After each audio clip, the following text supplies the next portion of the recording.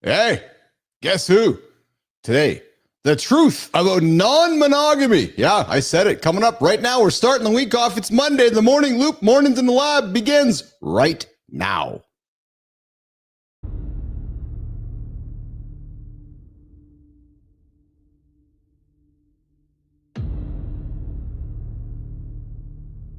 Welcome to Mornings in the Lab, where when something negative comes up.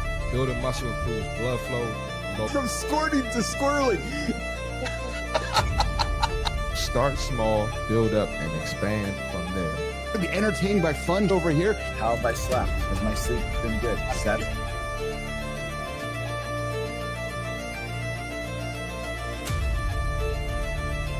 Regret doesn't come from breaking the rules, you guys.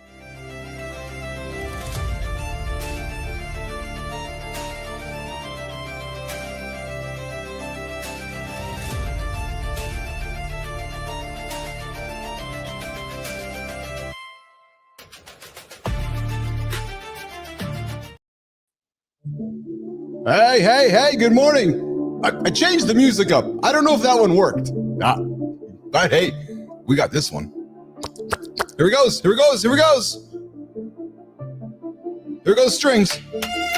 All right. Getting after it. Welcome back to Mornings in the Lab with Keith and Friends, a live morning show. Serving up real talk, motivating content, and entertaining conversations that'll jolt your daily morning motivation. Yes, true story. Today we're diving deep with Dr. Rachel Meir, a sex-positive psychologist, as she reveals the truths and myths around men, monogamy. But yeah, we're just going to talk about Coldplay concert all day today. That's it. We're just going to talk about that the whole time. True story. Yeah, hey. We're going to share the 8 game-changing secrets that'll transform your everyday conversations. And if your marriage is feeling stuck, wow, we've got the sexy secret that could reignite your spark. You know what the secret is, guys? Just go have sex. Yeah, true story. Because here's what happens. Y'all just raise the kids grow up, kids leave the house, you're like, hey, who's my wife? I've been busy emptying the clip all by myself. Yeah, just like this, boom, boom, boom, boom. And you're like, oh. What do I gotta do now? The trick is, when everybody leaves the house, you gotta go back to having sex again. Yeah, that's a true story. And if you can't figure it out, you might want to bring the audio erotica to the stage. Yeah, we're talking audio erotica as well. But first, remember to like, subscribe. Yeah, just like it, subscribe it, and comment. Whether you want to comment positively or negatively, we take all the comments. Take them all. We take them all. Yeah, heads up, this is an R-rated show because Jimmy likes to swear. Who's Jimmy? Well, he's the professor. He's the producer. He's the guy behind the scenes pressing the buttons. Yeah, so kids, headphones on. Or adults, headphones on. Get the kids out of the room. It's time to clear the room. And guys, don't hit the snooze button. You guys hit that snooze button, you're 9 minutes behind Marty. Marty never hits the snooze button. I see him there in the lab. He's got his glasses on, ready to rock and roll. Yeah, you just don't hit the snooze. You snooze, you're 9 minutes behind the mofo that hasn't. You want to be 9 minutes behind? You don't want to be 9 minutes behind. And if you reset the new Apple settings, you could actually be 15 minutes behind the guy behind you. Or just don't snooze. Get up and get after it. True story. Started here right with Mornings in the Lab with Keith, John, Marty, and the entire gang here Monday to Friday. All right, Jimmy, let's kick it off with your weekend roundup. Grab the coffee, buckle up. It's time for the morning loop. Let's get it, Jimmy.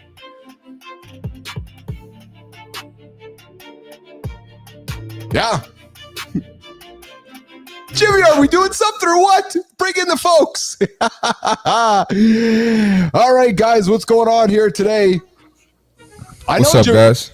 Folks, you can bring on the screen, Jimmy. Dude, you got to get the buttons, man. Bring them up. Bring them in the lab. What's going on, Marty? How are you, pal? I'm doing good. How you doing, man? I'm awesome. Good morning, Holroyd. Good to see you there. Good morning, B-Drive. Good to see you there. Good morning, Johnny. Good to see you there. What is up? What's happening? Oh, I'm good. I'm jacked up. I'm ready to rock and roll. New week. I've been working hard behind the scenes on some really fun stuff that I'm excited to reveal in the coming days and moments. It's still just. Oh, I'm excited. I almost revealed it today, but I put my clothes on instead. What? What did he just say? Yeah, I'm not sure what he's talking about, Johnny. No. Did you have your coffee this morning? He's having a crazy love affair with AI. Well, that's nothing new. I'm making good shit, man. I'm just swimming ahead of the sharks, Marty. I'm swimming ahead of the sharks. What's the name of the creature you sent me yesterday? Oh, that's John AI. That's him. Oh, was that John AI? The picture with the cigar? Yeah. Yeah, Well, I brought him to life. Yeah, I brought him to life. I saw it on YouTube when I was scrolling. That's it. Yeah, John AI there talking, bringing everybody in. We're inviting everybody to join the big conversation. Jimmy, throw the phone number up, 431-300-3005. The only live morning show hotline in all of the world. You can call right now. We're pretending it's not. It's actually 1995 right now. Yeah, true story. 431-300-3005. This is the phone number Rachel grew up calling. She's like, hey, I know there's a phone number I can call FM radio shows. This is the one, 431-300-3005. And if you're going to be jonesing when Colbert gets taken off the air in a year from now, you can come join our show. Yep, that's true as well. Yeah, you can come join. 431-300-3005. Morning to the lab. I was telling Jimmy before the show started, I have somebody texting me on the line who wonders if we want to play. Hey, babe, she keeps saying. Hey, babe, she keeps saying. I'm like, who are you? What do you want to offer me a job? Or it's like, hey, babe, nah. Is it one of those, hey, babe? Is it one of those just trying to get you to speak up? Like, you know, they're asking you some question that it seems like they know you. One of those type deals. She's talking to me like she knows me, but I don't. It's just some foreign phone number. So, but because we have this number publicized around the planet and it's on our YouTube shorts, it's all over the place. People can just text or a voicemail, whatever. So it's actually kind of fun.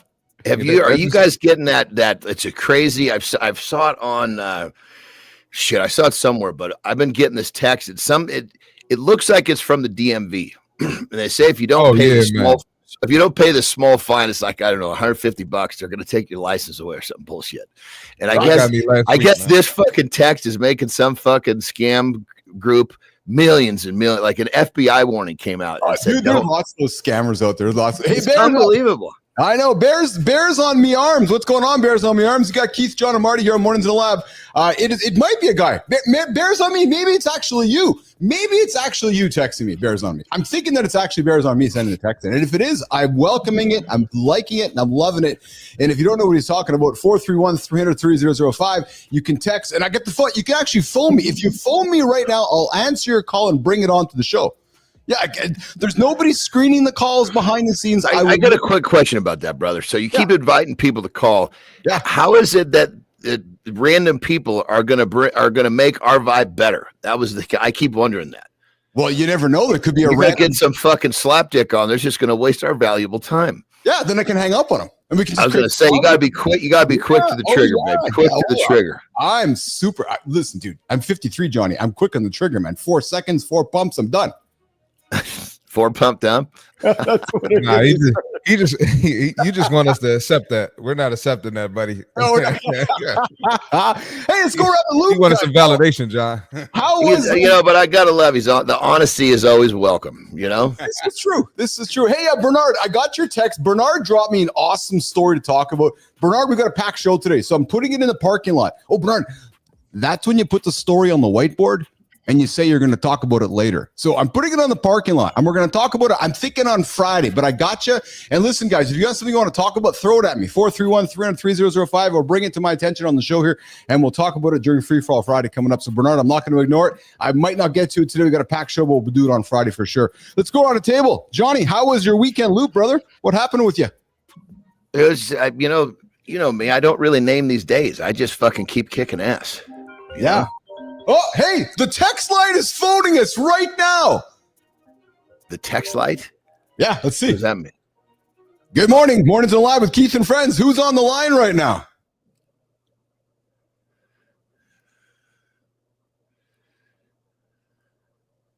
Who do we have here on the line right now? Why, hello, friends. Hello, who's this? Live viewers.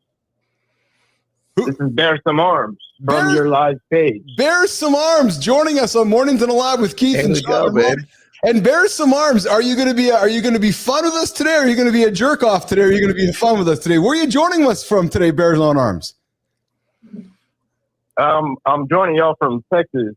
I'm not trying to be a jerk or nothing like that. I wanted to see how y'all feel about firearms.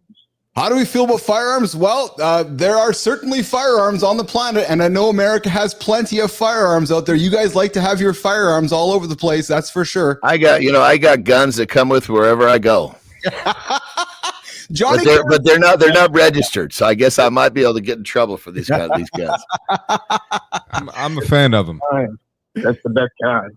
That's All right, y'all. Well, I'm about to get out of here and go to work, but I just had to call. I saw the number and y'all were mentioning it so many times. So. Dude, you're awesome. Bears on Arms joining us on the call here today. Bears, I invite you to subscribe to the channel, like the channel, and stick around. We got a person, we're talking non-monogamy on the show here today with Dr. Rachel Meir. So I invite you to tune the show up and tune into it. Nice. Bears on Arms joining us right here in the lab. And listen, dude, I'm really glad you phoned in. I invite you to subscribe to our community. This is the only morning show to help you get your day started. And I'm pleased that you're now part of our community, my friend. Say hi to John. Say hi to Marty. Boys, say hi to Bears on I Arms. definitely will subscribe. Awesome. Yeah. Awesome. Have a awesome. kick-ass day, All right, brother. y'all. Go get that shit. Yep. Go kill it, bro. All right. All right, brother. There you go. There you go. Bears on Arms took me up on it. 431-300-3005. There you go, Johnny. It worked.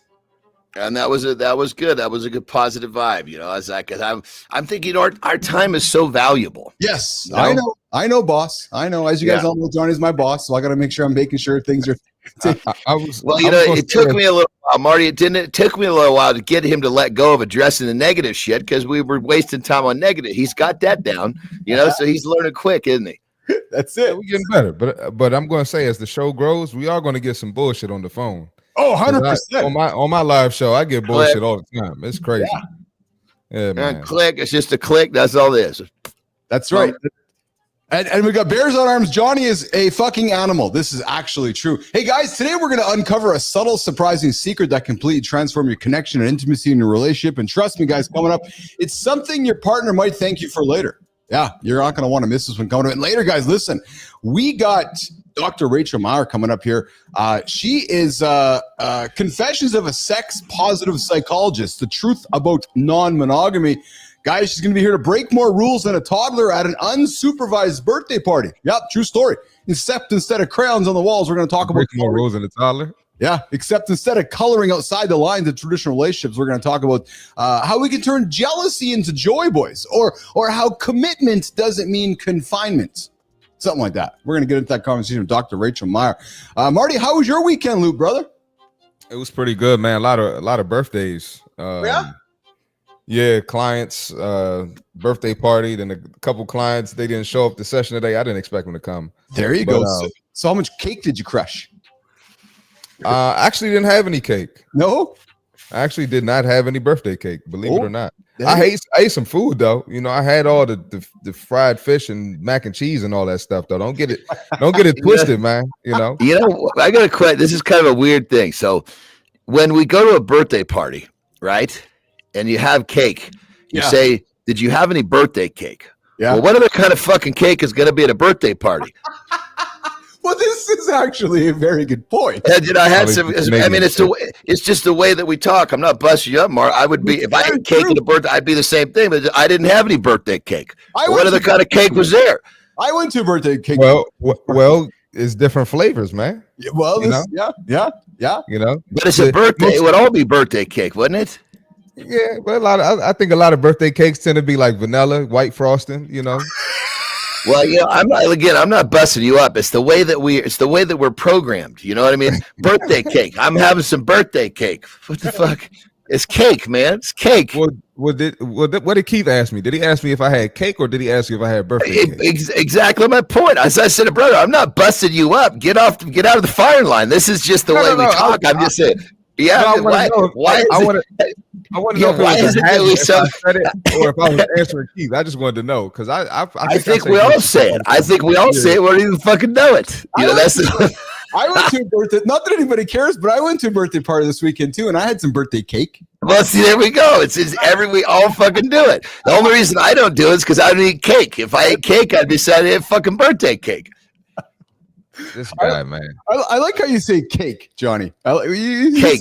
Cake, yeah, you say quite. You know, it's such a simple, strong, single syllable word. But you say it so nicely. Cake. Well, because I use that word in other places. You know, it was 10 years ago. That was a big word. That's cake.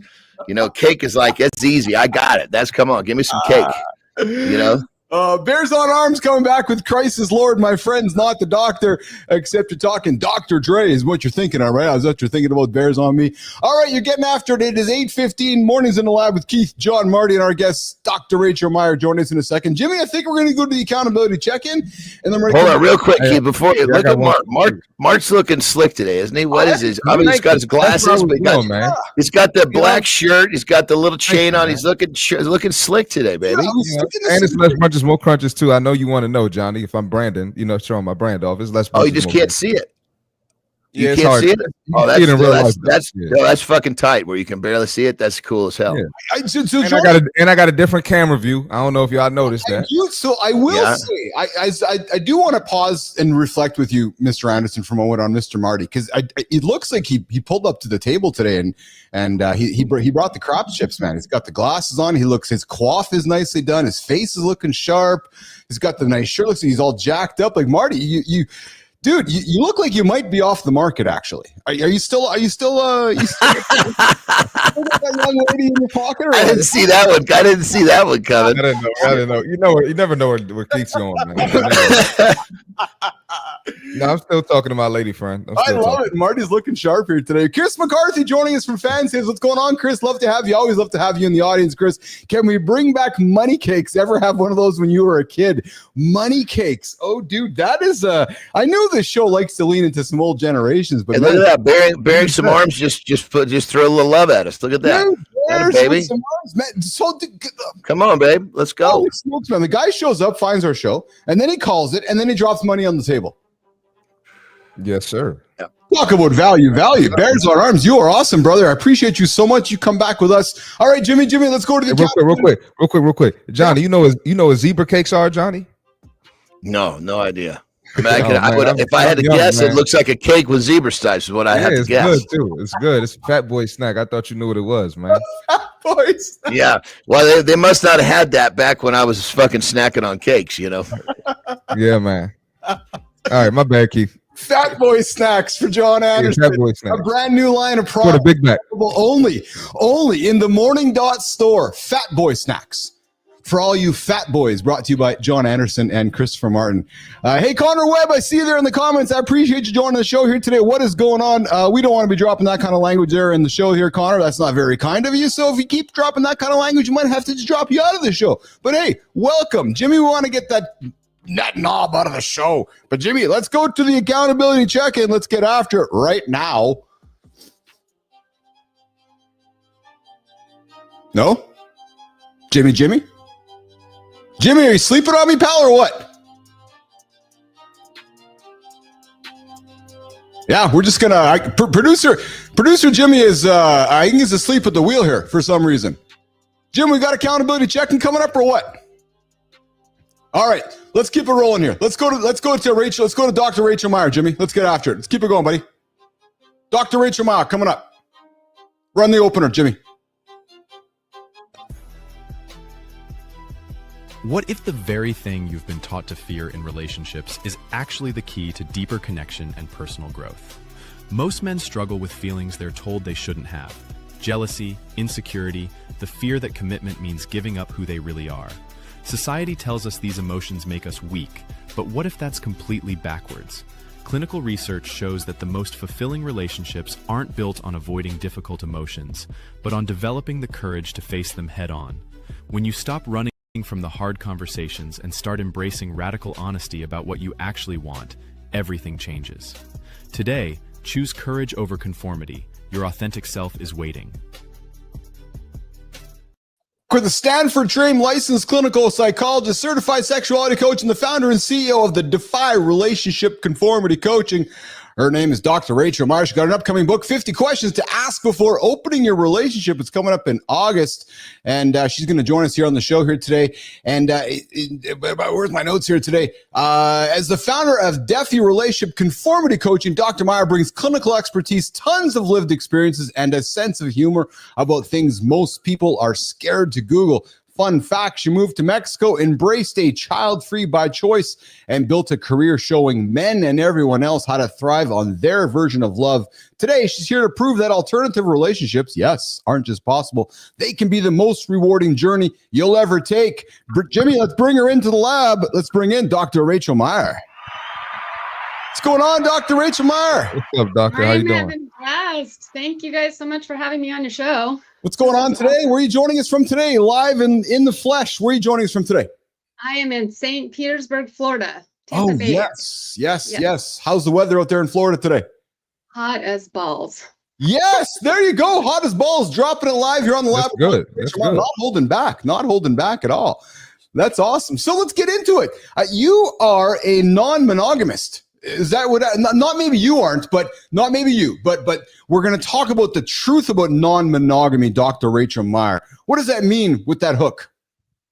Honestly, it means being able to be in relationships, sexual or romantic, with more than one person and do it consensually, not behind the scenes, not hidden. Not hidden. And that has been in the news much in the last 5 or 6 days because of the incident in Boston. But let's lean into it. So I got to think what you're talking about is often not talked about by many folks because we are raised with this idea of monogamy. Correct. That you're supposed to find your one and only, your soulmate. Yeah. You commit to life for one partner. You can never explore outside of that relationship or that marriage. And I don't agree with any of it, obviously. Okay. Well, I think I just had to do a lot of exploring before I found the one. You know, I tell you, that was I agree. That's to make sure that you stay in a relationship. You got to get all the sniffing around done early. Alternatively, I didn't sniff around much at all. I committed to one person, a male, for a long time. And as a bisexual woman, I was like, well, what the fuck? Where am I going to get my other one person? I had a turn. So how did you realize? Let's get right into it, doctor. So what was that moment where you're like, oh, this is not working for me? We got together when we were 18. Not a lot of exploration, but definitely that couple that fantasized about threesomes, watched threesomes porn. It just never seemed like it was something that you could actually implement in real life. And I ended up at a strip club on Halloween. I don't remember what year, sometime way long ago. And someone handed me a card that said Cassidy.com. And I had no idea what that was, but of course, I Googled it. And it turned out to be a swingers lifestyle dating site where you could find events and match with other couples or people looking to explore non-monogamy. And we just ended up down this path for really the last 15 years. Interesting. So let's back it up a little bit. So Dr. Meir, as I was doing my research for the show today, doing some reading, digging into some stuff, I noticed that there's one theme that pops up in nearly everything you post. And that word is courage. And you use that word almost as often as you use the word connection. And I got to be honest, it's like your entire approach is either subtly or perhaps provocatively or just in the wide open, showing people, doctor, that it's not just about the structure of the relationships, but that it takes some bravery to live them out loud. I think it's actually really awesome that you picked up on that. And so much of what I do is really helping people just find that confidence within, because unless you believe it, unless you're able to defy, right, and go against the norm, so much of my life I was taught to follow the rigid guidelines, right? I was going to have 2.5 kids, a picket fence, a White House. This is the way it works. We're programmed with this shit, aren't we? Yeah, totally programmed. And then, but why? And if there's something else that's calling to you, you have to know that it's okay, as long as you're not hurting yourself or hurting anyone else, to follow that path that's going to work best for you. But if you don't believe it, trying to stand up to everyone who's going to tell you you're doing it wrong, or you should do it this way, or it should look some other way, you'll fail. And I don't think you'll find that authenticity or that connection that you're really striving for. Johnny? I got it. Yeah, I was going to ask, do you get any negativity for your choices, for your lifestyle? I'm sorry, say that one more time. Do you get any negativity for your lifestyle? All the time. Give you shit about it? Okay. Constantly. If you look at the comments on all of the reels or any of the posts, I mean, going to hell, absolutely beat up over and over. Yeah. But I really don't give a fuck, to be honest. Yeah. Well, it sounds like it's an outlet, you know, because like, perfect example, we're programmed to do a certain thing, right? Right. I was lucky enough that my oldest brother, who's 12 years older than me, so he's almost like an uncle. When he spoke, it was like he was Superman to me. He just said, look, he said, you got to, I'm going to be, excuse my language, he said, look, you got to go get the fucking out of your system. Because if you settle down too soon and you haven't done this, you're going to have big troubles. And so, you know, for me, when I did try to have a relationship too early, I wasn't faithful. Wasn't until later in life when I had, you know, smelled all the roses, so to speak, that I was actually happy with one person. And for someone that gets married too soon, do you wreck the marriage or do you try to do something like you're doing? That's a great, you know, fork in the road, if you will. Right. And I think if people would have more conversations and realize that I can still be absolutely committed to you as a long-term partner or someone who I want to commit to in a marriage, or even see you as my soulmate. And there can be more than one soulmate. There can be more than one connection. You can have added value in your life without taking away from another. But so many people are afraid to either bring up that conversation because of the fear of jealousy or judgment or something else. But if we would all just sit down, and that's ultimately what I did with my husband, Aaron, I just said, I'm craving something more. I'd like to explore this. How do you feel about it? And we talked for weeks before we actually went to the first lifestyle club, but at least we were talking about it. Well, do you think that the person that's going to bring that conversation up has got to have a confidence in themselves and actually truly knowing who they are and what they want? You know, that's if you have that confidence, I can see that would be a conversation you could have. If you didn't, and if you didn't know who you were, I could see how people would run from that. It would, you know, talk about that a little bit. Yeah, it definitely the confidence in exploring who you are, understanding that that's always evolving and changing. And I think having a supportive partner or people in your life who are also open to dialogue and understanding that we can have different opinions or different perspectives. And even if I want something that would have been different from Aaron or someone else in my life, can we stay grounded? Can we have that conversation with respect, with courtesy? And then if you're in partnership, is there a way forward that could work for both of us, but not losing autonomy or individuality on either side?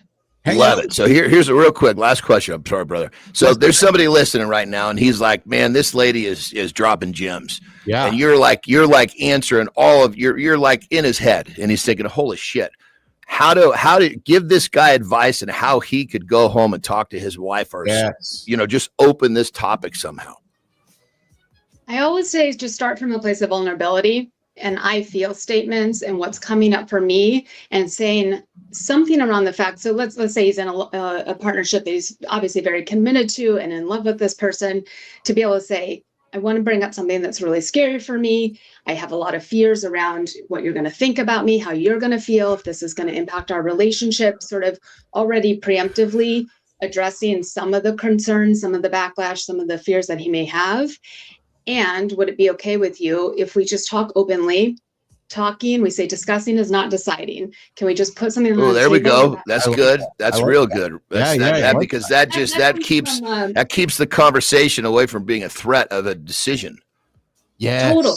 Totally. Right. And that comes from Martha Kawapi, by the way. She's in her book, Polyamory. She says that, and I think it's fabulous because so many times we'll bring up something with a partner, with someone else, and they think, oh, well, because you said it, you must want it. Now we got to do it.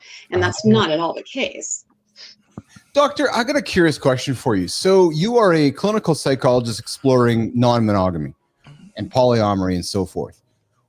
Did you make this choice before you experienced your personal journey, or did your personal journey influence your professional journey? The personal journey influenced the professional journey. So I started off as a pretty generalist clinical psychologist, worked in a hospital, kids, trauma. Yeah. I recognized that there was definitely a need clinically. And it was interesting. You were walking into the fire yourself and you're like, holy smokes, there's nobody here next to me. And you see all these people that are like, perhaps I'll use the word struggling like you were. And you're like, oh, okay. Totally. I found my calling, my purpose, so to speak. No? Totally. And it's one thing to have a therapist or a coach who's affirming and it won't necessarily judge or say that you're wrong for it. But if they also don't get it, they can't comprehend what's going on and wrap their mind around it. And you have to spend, however many sessions explaining you've got a metamor and this other partner and a nesting partner and throwing terms all over the place. And it's just not effective. So I think someone with the lived experience, but also the clinical skills can go a long way. Hey, you're hanging out with Keith, John, Marty, and Dr. Rachel Meir here on Mornings and Live with Keith, John, Marty, and friends, getting after it every single day, 8 o'clock Eastern time. Hey, Dr. Meir, what's been talk about your DEFY method that helps people manage jealousy and shame. What is DEFY, and what's the number one misconception you tackle when you first sit down with new clients that sit down with you? Yeah, the DEFY method I sort of came up with the help of AI. I'm definitely an AI supporter, but it were, these common themes around jealousy, being able to have effective communication, overcoming judgment, having the courage, finding your authentic self.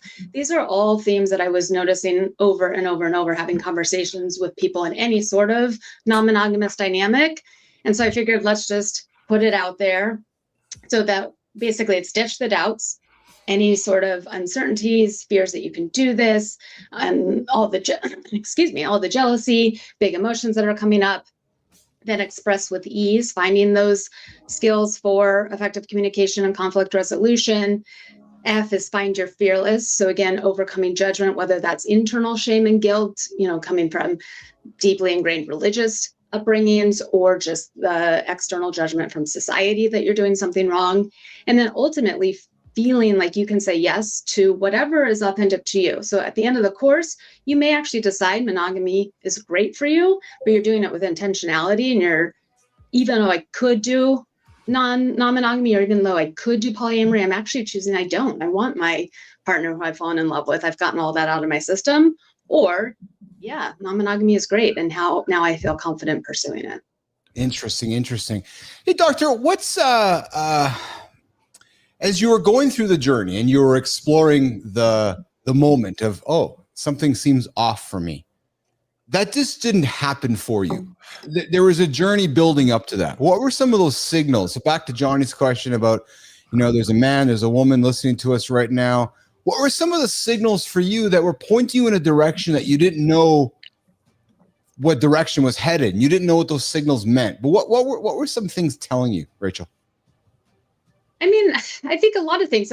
Most of my journey definitely spawned because of my bisexuality. So being pigeonholed into a relationship with just a man, although Aaron is wonderful and fabulous, and I could have lived a life just with him, it would feel like something is missing. And so the ability to explore first from a sexual component or a sexual side with women was what was the driving force to even having those fantasies around threesomes. And eventually when we found out about the swinging lifestyle, being able to put ourselves in the place that actually became a reality.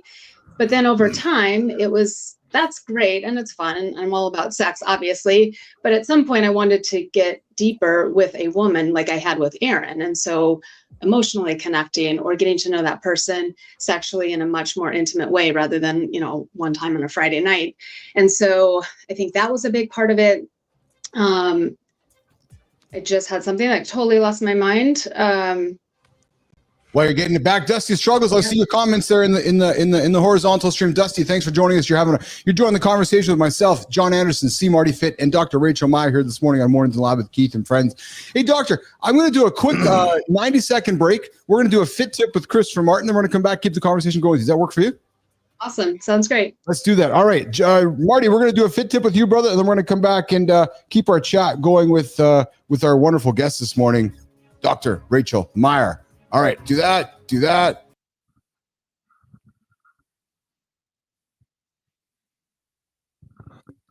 All right, we got the fitness tip for today. Excuses don't burn calories.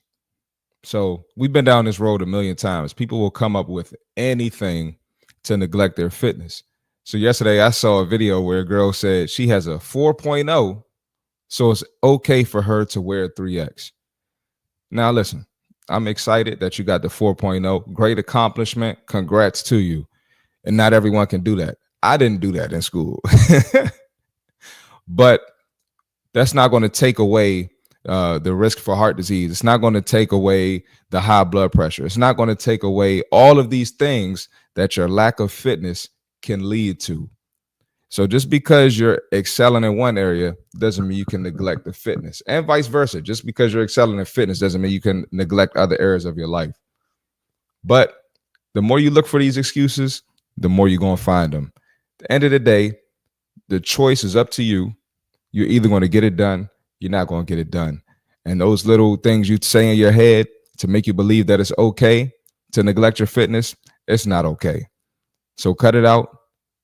Get your ass in the gym. Let's get to work. And that's the fitness tip for today. With Christopher Martin, giving you guys something to think about to get after it this morning on the Monday Loop on Morning to the Lab with Keith and friends. Dr. Rachel, if you could make one taboo topic today totally mainstream, what would it be and why? That's a great question. I feel like we're sort of already doing that. But I think, honestly, I think just sex in general, Yeah. It is still something that is very much talked about behind closed doors. We don't speak openly around some of the challenges or any of the areas of interest when you get into sort of the kink and fetish space. It's just that, definitely are not openly discussed. And that's what we're trying to change here on the show, because I can't believe, frankly, that we still live in an era, to your point, where it seems like even just the word sex seems to be taboo for some folks. It's like, yeah, we all have penises and vaginas, and to make another human, we got to put the penis in the vagina. True story. And then the human comes out, and then we do it again. Yet everyone's like, oh my God, we can't talk about that. And if you don't want to have a human, you still want to enjoy pleasure and have some great orgasms and have some fun. And it's still right. So listen, there's things obviously changing, and society's changing, considerably. Let me back it up. With new generations that are exploring non-monogamy, and we're reading much about Gen Z having less sex than ever and so forth. Doctor, what shifts are you noticing that you wish had happened even just decades ago? I mean, I think some of the shifts are more openness, right? And even with COVID and social media sort of exploding, at least there were more people coming out about their relationships, even though they've been living them for decades. This is not anything that's new. I just think there's a newness around discussing them.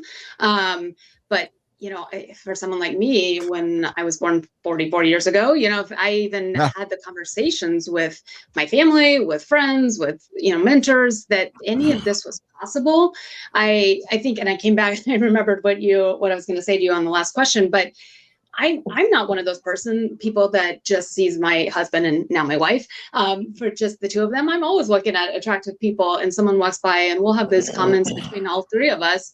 And to know that it's okay to value or to appreciate the human form, or to be able to have connections in multiple ways with more people doesn't detract from a connection that you have with someone else. I just don't think any of that was ingrained in me growing up. Parents still alive, Rachel? Can you hear me? Yeah. Are your parents still alive? Oh, my dad has passed. My mom is still alive, and I have a stepmother and a stepfather. How have mom and dad addressed your journey in life? It's been a roller coaster. It's been ups and downs. I basically dropped a bomb 6 years ago when we connected with Casey, that not only was I bisexual, but I was moving back from Mexico, and I was going to form this triad-throuple relationship. And so people had a hard time. There was a lot of fear, a lot of shock, but they've come a long ways, and now I'm very grateful that they're all very supportive. Well, I mean, at some point, if they love you, they have to accept who you are. It's not like you're hurting other people. You're doing what's serving you, and everybody that you're doing this with is happy that it's happening. So how long can somebody really be upset with that? Yeah. And I'm not even sure as much upset with any one of us, but they thought I was actually a lesbian running off with a woman. Aaron's family thought that he was going off with a younger woman. Casey's family thought she was going to get hurt by a couple who's just going to discard her eventually. So everyone's family, I think, is coming from a place of love. They were worried it was going to destroy you guys, is what they're worried about. Right. Looking into the comments, guys, I see all your awesome activity there in the comments, and having a great conversation with Dr. Rachel Meir this morning, so we'll get you some of your comments later. B-Drive, Lady Drew, I see you there. Wow, Waco Skew Hillman, I see you there as well. Global, what's shaking? Good to see you here this morning in the community. Hey, Rachel, throuple, is that the term you are? Throuple? thruple, triad, used interchangeably. Yeah. So I gotta be honest, I gotta have some fun with you. I've never been around a thruple before. So if I got a thruple coming to my house, I'm like, I'm setting a table for 3, not just a couple. Like it's just a whole new experience for many folks. It's like, there's the thruple. So I'm joking with you because you have a new label. And we talk about labels on this show often. You know, I've talked to a labeling, Marty has, Johnny has, because in many ways, we all carry a label. Give me your opinion and your philosophy, because you are a label. You're a thruple. So, and you carry many labels. What's your opinion, your personal feeling around this idea of labeling in society, Dr. Rachel Meir, one of the people in the thruple? It's interesting, right? Because on some level, if you have a label, it quickly allows someone to make an assessment of you, and you don't have to go into a lot of detail and explaining. But at the same time, they make an assessment of you, which means things with exceptions, right? And so it's kind of hit or miss, but it's a lot easier if I just put thruple out there. Clearly, it's something different than a couple. If they want to ask more questions, I welcome it. If they don't, they can make their own assumptions. And at the end of the day, again, I know who I am and who my identity is, or what my identity is. Yeah, but it's that just quick shorthand to hopefully communicate with someone. Aaron's the male, correct? Your husband? Correct. Legal husband. Mm-hmm. When you were talking with Aaron about introducing a thruple and having the conversation about your curiosity and your desires and so forth, was his first response walking towards you, or did his first response turn around and walk away from you? I would say walking towards. Absolutely. I mean, he's been super supportive all the way. Did he know? Did he have an idea? Maybe is that why he was maybe walking towards you, and maybe he has some similar curiosity, Dr. Rachel? I think initially getting into the swinging lifestyle and exploring what we thought would just be these casual sexual experiences was definitely well, sure, of course I'm happy to be with more than one woman. Kind of your typical male fantasy. We could get into that whole thing, but Gumming, when I first approached him around this idea of true polyamory and building a relationship with another person, definitely not walking away. I do think that required a lot more conversation, and what did that mean, and what's the potential damage it could do to our relationship. We didn't want to in any way have that jeopardize what we'd built for 20 years. Did you guys put together some guidelines to kind of follow? So you felt like, okay, here's our guardrails, here's where we exist. Yeah. And even then, what we said early on has definitely evolved and changed, because at the end of the day, if we continue to view ourselves, the couple, the established couple, as better than or the priority, Casey can never eventually feel like she's part of the group equally or equitably. Yeah. Over time, we've really had to say at any given point, one of us might not want this anymore. And it doesn't mean it's just mine and Aaron's decision anymore. Oh, yeah. So it's scary, but it's also that comes with a lot of intention and ongoing conversation and open dialogue all the time. We talk about intention on this show often, because intention, I suspect, is a scary word for many people, because when you're intentional, you need to essentially follow through with it. And when you follow through with it, you can have failure. Right. You're in a 3-way relationship. Many folks can't even manage a couple. And what I mean by that is it's a tension of, I got to intentionally love my wife daily. Johnny's intentionally loving Terry, and Marty's intentionally loving his girl daily. Dude, you got to intentionally love 2 people every single day. Like, talk about confusion. It's kind of true, because I make mistakes with one. Love having 2 now. Fuck, man. You talk about adding stuff to your plate, Dr. Rachel Meir. Like, shit, man. We pride ourselves in doing shit others won't do. Well, Johnny, I think we met somebody who might be topping us. She's like, fuck you all. I'm going to go get 2 that I'm going to intentionally love. Like, you are intentionally loving 2 humans every single day, and props to you for doing it. In a certain way, because we love lots of humans, but all different types of love. But that one, it requires a certain level of attention and dimension and everything else, Right. They're both very different. They're going to require totally different approaches. And at the same time, though, you have someone else to take that pressure off of you. So we're not always all 3 together, right? So at times when I just need a break or I escape, we have our dyad date nights every week. And so one night a week, one of us just gets to leave and do whatever we want on our own. So it is more, but it's also a way to, you don't have to be that one and only for your person. So I'm paid to ask the big questions, Doctor. Like I get paid so much money. All right, Keith. Hold on now, man. You don't ask nothing too crazy. You can ask ask anything. Y'all sleep I'm just together? playing. No. So is it like a big king bed for y'all to sleep in? It is. That's the number one question we always get asked. And I've got a good reel on it if you Does want to Aaron post get it. to sleep in the middle? Like, I get to sleep together with the two chicks on each side? Is that how it works? He hates that. He gets way too hot. So most of the time, Casey and I flip flops on this. I don't want to sit in the middle on the airplane either. I want to sit on the aisle. So I'm sleeping. Right. But trust me, 6 years later, I'm embracing the need to sleep. And actually, the last few nights, I've been sleeping in my own bed, and it's wonderful. It is so good. I love it.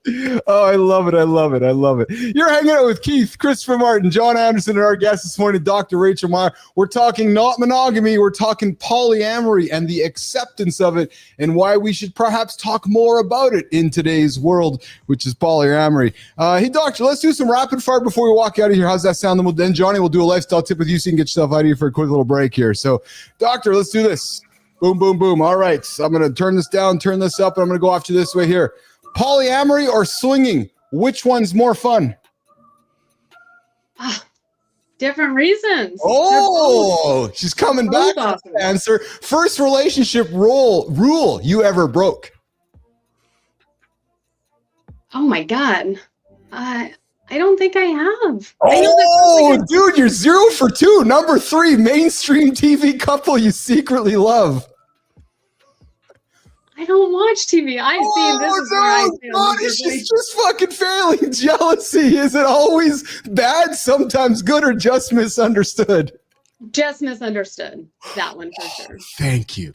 If you There could teach the world one communication skill instantly, what would it be? Vulnerability. Oh, yes. It took me a long time to learn that one. Routine you swear by for instant morning motivation. Oh, exercise, the gym. There we go. There you go. Most unusual place you've ever been asked a relationship question. Here. I love it. And I got a bonus question. Is the pineapple symbol in polyamory and swinging, is the pineapple real? If I'm on a cruise ship or I'm on a hotel and I see a pineapple hanging outside of Aaron and Dr. Rachel Meier's door, am I saying to Lauren, I'm going to go for a little visit? It's absolutely real. Oh, there you go. It's absolutely real. The pineapple's real with Dr. Rachel Meir here this morning on Mornings in the Lab with Keith and John and Marty. Dr. Rachel, how can folks find you, connect with you, engage with you, encourage you to get your ass back to the lab with us? How can they find you, doctor? Easiest is probably social media at Dr. Rachel Meir Coaching. It's on the tagline right there. I love it. Mike McQuillan coming in, fit presenter. Mike, I hear you listening, brother. I know you're listening because your ears are up. And yes, I was doing my research on today's show, and Mike, of course, is throwing the pineapple into the comments. Dr. Rachel, this was fun. And I feel like, true story, we only scratched the surface. Really true. I had a blast. Thank you, guys. Will you come back? Of course. Yeah? Yeah. Yeah. Fun conversation. Thank you, doctor. Well, you know what I love about it, John Marty, is that this is not, and this is what I strive for. This is absolutely not your typical sex conversation at all. Right. But we're going to hopefully make it that way. It's not really about sex. It's more about the relationship. Yeah. The sex is just the icing on the cake. That was terrible, Johnny. Oh, there you go. There you go. Dr. Rachel, you have yourself an awesome day today. Very much appreciate you hanging out with us this morning. I loved your energy and love what you brought, and we'll have you back again real soon. Look forward to grabbing coffee later today, okay? Awesome. Thank you. Awesome. All right. Rachel's going to get out here, Jimmy, and we're going to do a lifestyle tip with John Anderson, and we're going to keep the show rocking and rolling with some continue. I'm going to head out. I'm going to catch y'all tomorrow, man. Marty's going to rock and roll. He's going to get the glasses off and get after it, brother. Yes, sir. I see y'all. Good show today. Keep the glasses on, babe. Let's go. All right, I'll keep them on just for you, Johnny. Just because Johnny. Here we go. My man. All right, brother. Have a good loop. All right, y'all. Let's do it. We'll get him up there. Johnny, get the lifestyle tip. Let's go, brother. All right. Ask yourself a simple question. What do you want? Do you know what you want in detail? Because you put 1,000 men in line, most times they don't know what they want, which is the problem. Because if you don't know what you want, how are you going to get it? It's like a ship that leaves port A. If it doesn't want to get to port B, it just wanders around and never really gets anywhere. So ask yourself, what do you want? And if you have a quick answer, write down some details, put it on paper, because when you put that shit down on paper, it becomes real. Now, if you can answer that question, and if you can put enough detail on paper to make it real in your mind, you're ahead of most people in a major, major way. Now, all you got to do is go get that shit. Now, how do you do it? You do it through how you live your daily life. It's that simple. You win your daily battle. And if you win your daily battle, you will win the war of life. There are many battles inside of a war. So all you got to do is just keep winning every day. And if that day, your win for the day is getting you closer to what you want, it's not a question of if, it's a question of when. But the question you got to ask yourself right now is, do you know what you want? Rock and roll. What if the difference between men who command respect and those who struggle isn't intelligence, charisma, or even success, but something far simpler that most people never learn? Every day you're having conversations that could strengthen relationships, advance your career, or deepen connections, but instead, they're leaving you frustrated, misunderstood, or wondering why people don't really hear what you're saying. Scientists have discovered that communication effectiveness isn't a talent you're born with, it's a learnable skill set. Today, we're revealing 8 scientifically backed conversation secrets that successful men use to build deeper connections, reduce conflict, and create the relationships they actually want. Your next conversation could be the beginning of everything changing. Let's dive deep. Guys, communication isn't just about talking, it's about connecting. Yes, mastering these conversational secrets can dramatically transform your relationships, as we were learning earlier today with Dr. Rachel Meir, helping you build trust, reduce conflict, and achieve clarity both at work and at home. Research consistently shows that active listening significantly reduces misunderstanding and builds trust. Clarity and concise communication improves comprehension by 40%.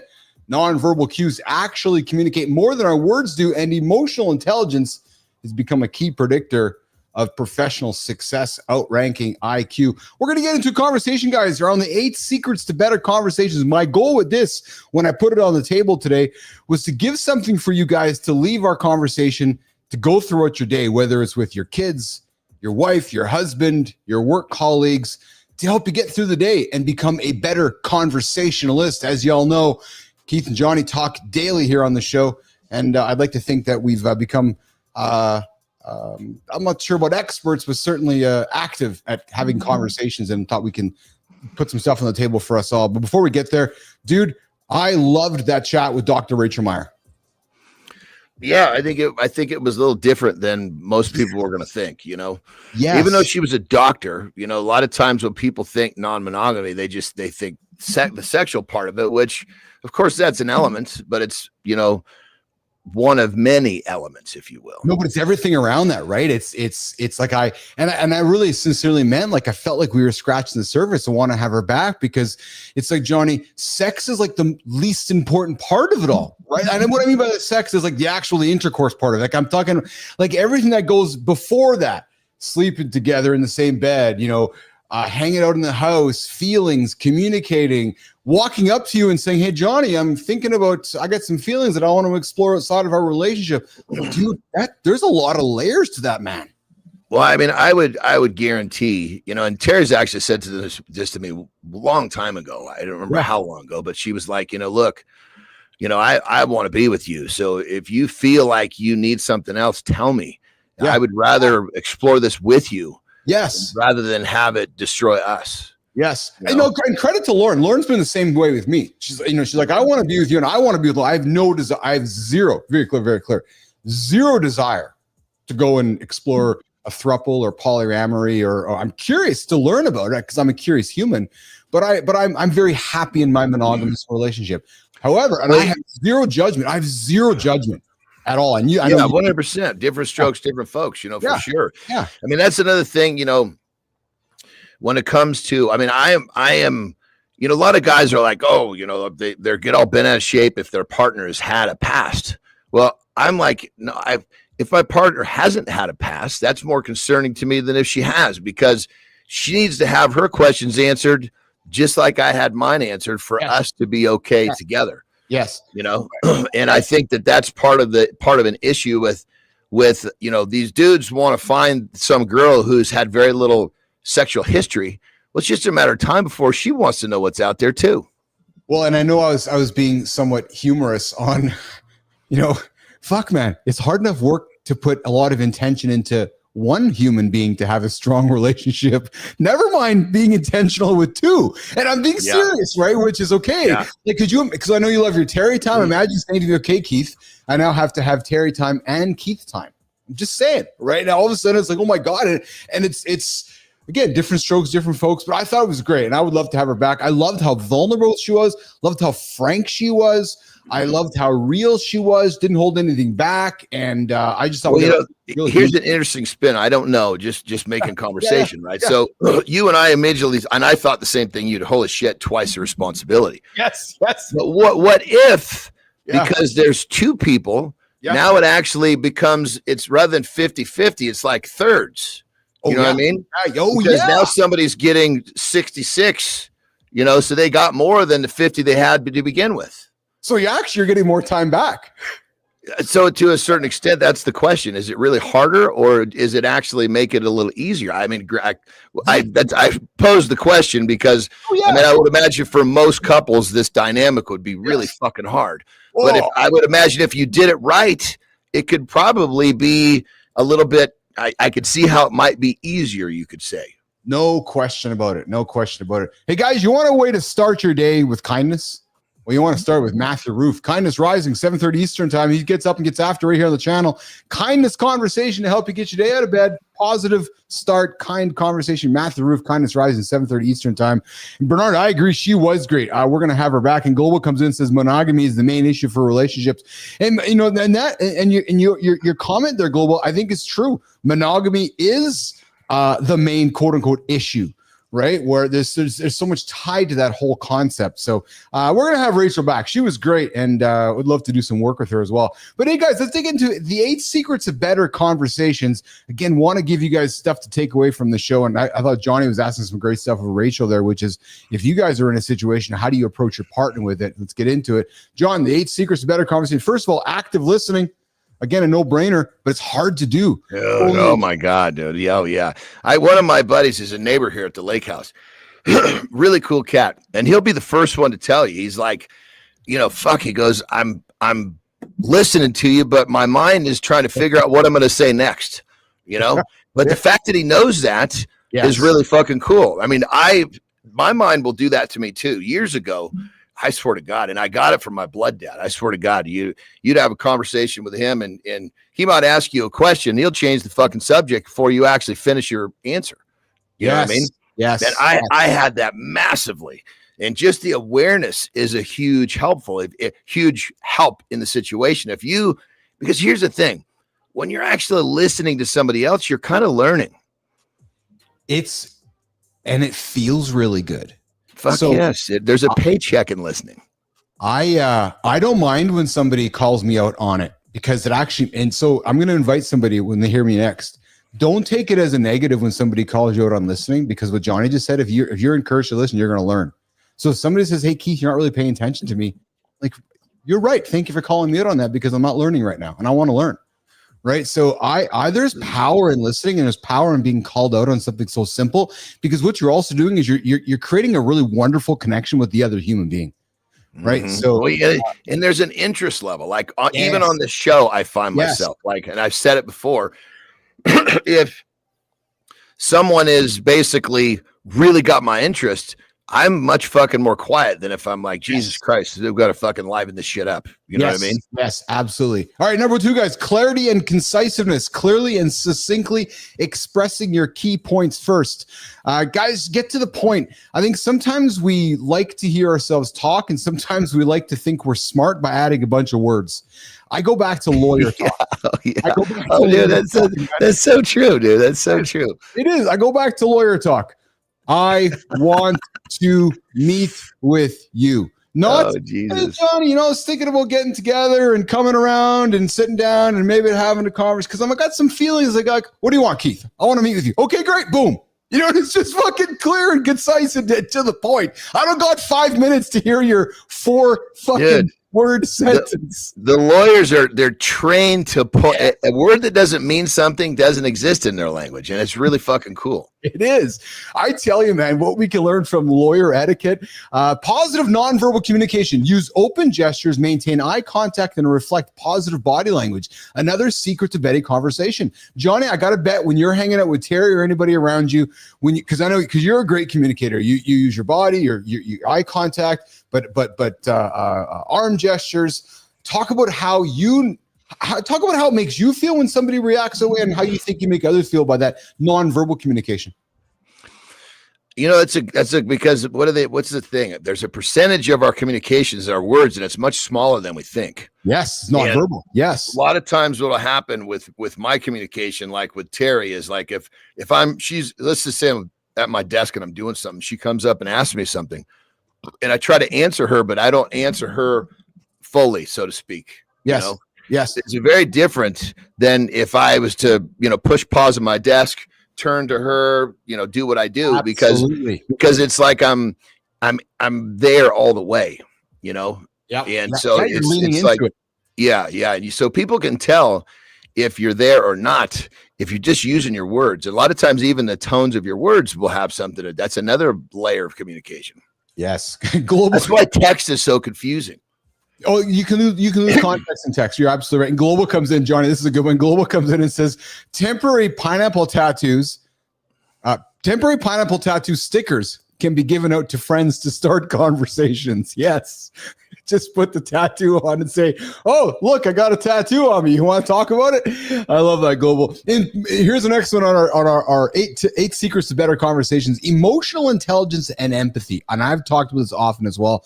I struggled with this until I would say my late 30s. It wasn't until I went through my journey of life, my divorce, where I learned this idea of empathy and emotional intelligence. But this whole concept, Johnny, of understanding and managing your emotions and then empathizing with the person you're talking to. I sucked at that. That's a big thing for people.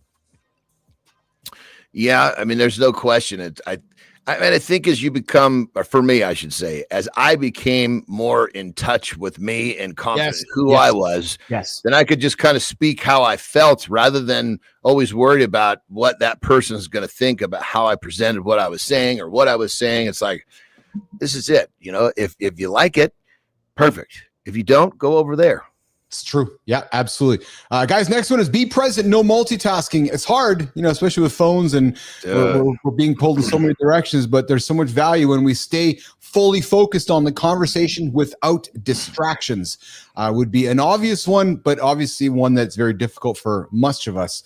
Ask for and offer feedback. Encourage mutual understanding through continuous feedback loops.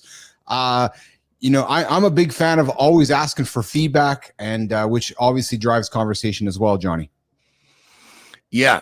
I mean, that's the thing with, like, one of the things that I learned with, I guess with Terry, when it comes down to, she wants me to feel like I'm more involved in the conversation. So, or am I hearing her? Am I really there? So when you're participating in a conversation and you're primarily asking questions about what's being spoken about, it's a really good way to show the other person I'm here, because you're asking for clarification rather than saying something, which, a lot of times a statement is received so much different than a question. Absolutely. And the next one, we got Kindness Rise. We got Matt coming in. The most important part of asking a question is listening to the answer. So obvious, yet so difficult. Matt, well said, brother. Choose the right communication channel. Match your method, in-person, phone, or email to your message. And I'd even argue, Johnny, to your person. So, for example, I have found that I'm communicating with my kids often through iMessage and FaceTime. And it's not that we don't talk, it's just a different way of communicating. And I'm meeting them where they are, right? So I think there's something to be, and I know you do as well. And I think sometimes we forget about that, which is, hey, no, hold on. We can meet our folks where they are. And if they're over there, they're in that digital space, go meet them in the digital space. Johnny. I mean, there's something for me, there's something really unique about how, like when I send all my ladies, my mom, wife, and my daughters a text every morning, there's just something about it's not like a major form of communication, but it's like, I'm here, you know, and to be that rock, to be that pillar that never misses a day, you know, it's like there's some value to that other person to know that, hey, I took a few seconds to text you a heart. Exactly. Take that time, and you know, and if you know your audience is on the other side of that messaging platform, it's a great way to extend that olive branch. Real quick, what about this, dude? I see all the time where, like, sometimes when you're trying to get to know somebody, like a lot of times if I'm, you know, getting to know somebody a little bit more, say training collaboration, right? Like I can think of a certain situation where we were texting back and forth, but never really had an in-depth text before, because we were talking about, you know, videographers and where we're going to do this and blah, blah, blah. And so there was one of the texts came in, I sent a text and we were doing, you know, obviously acknowledgement. He hearted it, right? Then went back and removed the heart and put a thumbs up, right? So the next time I was doing that to him, I hearted it, which was to say, we're good. And now we heart instead of thumbs up. Oh, there you go. Because I think for him, he didn't know if that was a weird boundary, you know what I mean? Because he's a sweet dude. And I knew that he just needed that to be accepted, you know, but a lot of times, especially in the world of, you know, fucking big, strong, lifting heavy shit, you know, it's like, that's just not accepted very well. You know, it's interesting you say that. We're talking communication, we're talking conversation, 8 ways to have better conversation. The power of the acknowledging of a message, right? Whether it's the heart, whether it's the thumbs up, it's the emoji and the context of that. So it's interesting to hear you say that, because to some folks, they take it different ways, right?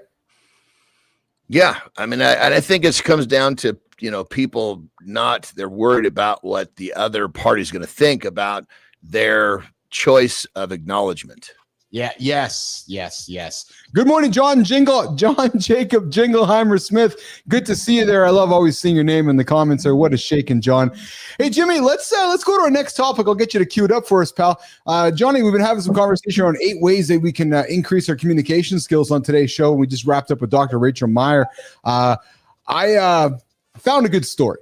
And I think you're going to have a giggle like I do as we go through this, because of how obvious it is, but how often it happens to so many folks. And I'm suspecting in our demographic and age. Let me set the stage. We raise our kids. You wake up, the kids are not out of the house.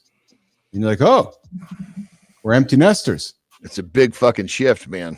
Oh, who are you? Oh, are you Terry? Oh, hi, I'm John. Oh, we haven't. I'm just role playing. It's we haven't really been into it or had sex in a while. How do we do that? How do we reconnect? And I'm not saying you guys. No, hold on. But we know. Yeah, I'm just giggling because I know exactly what you're saying. That's the majority of people. I'm just giggling. I know. There might be a reason I'm having this conversation, Anderson. I know of a couple in my world that might be going through what we're talking about here, Mr. Anderson, that have woken up and they're like, oh, who are you? I don't know if I like you anymore. The kids aren't gone, and what the hell do we do? Jimmy, let's run this video so Johnny and I can talk about it. What if the solution to your biggest relationship challenge has been right in front of you this entire time? After years of routine, many men find themselves feeling disconnected from what matters most, wondering if the spark they once had is gone forever, questioning whether they're failing as partners.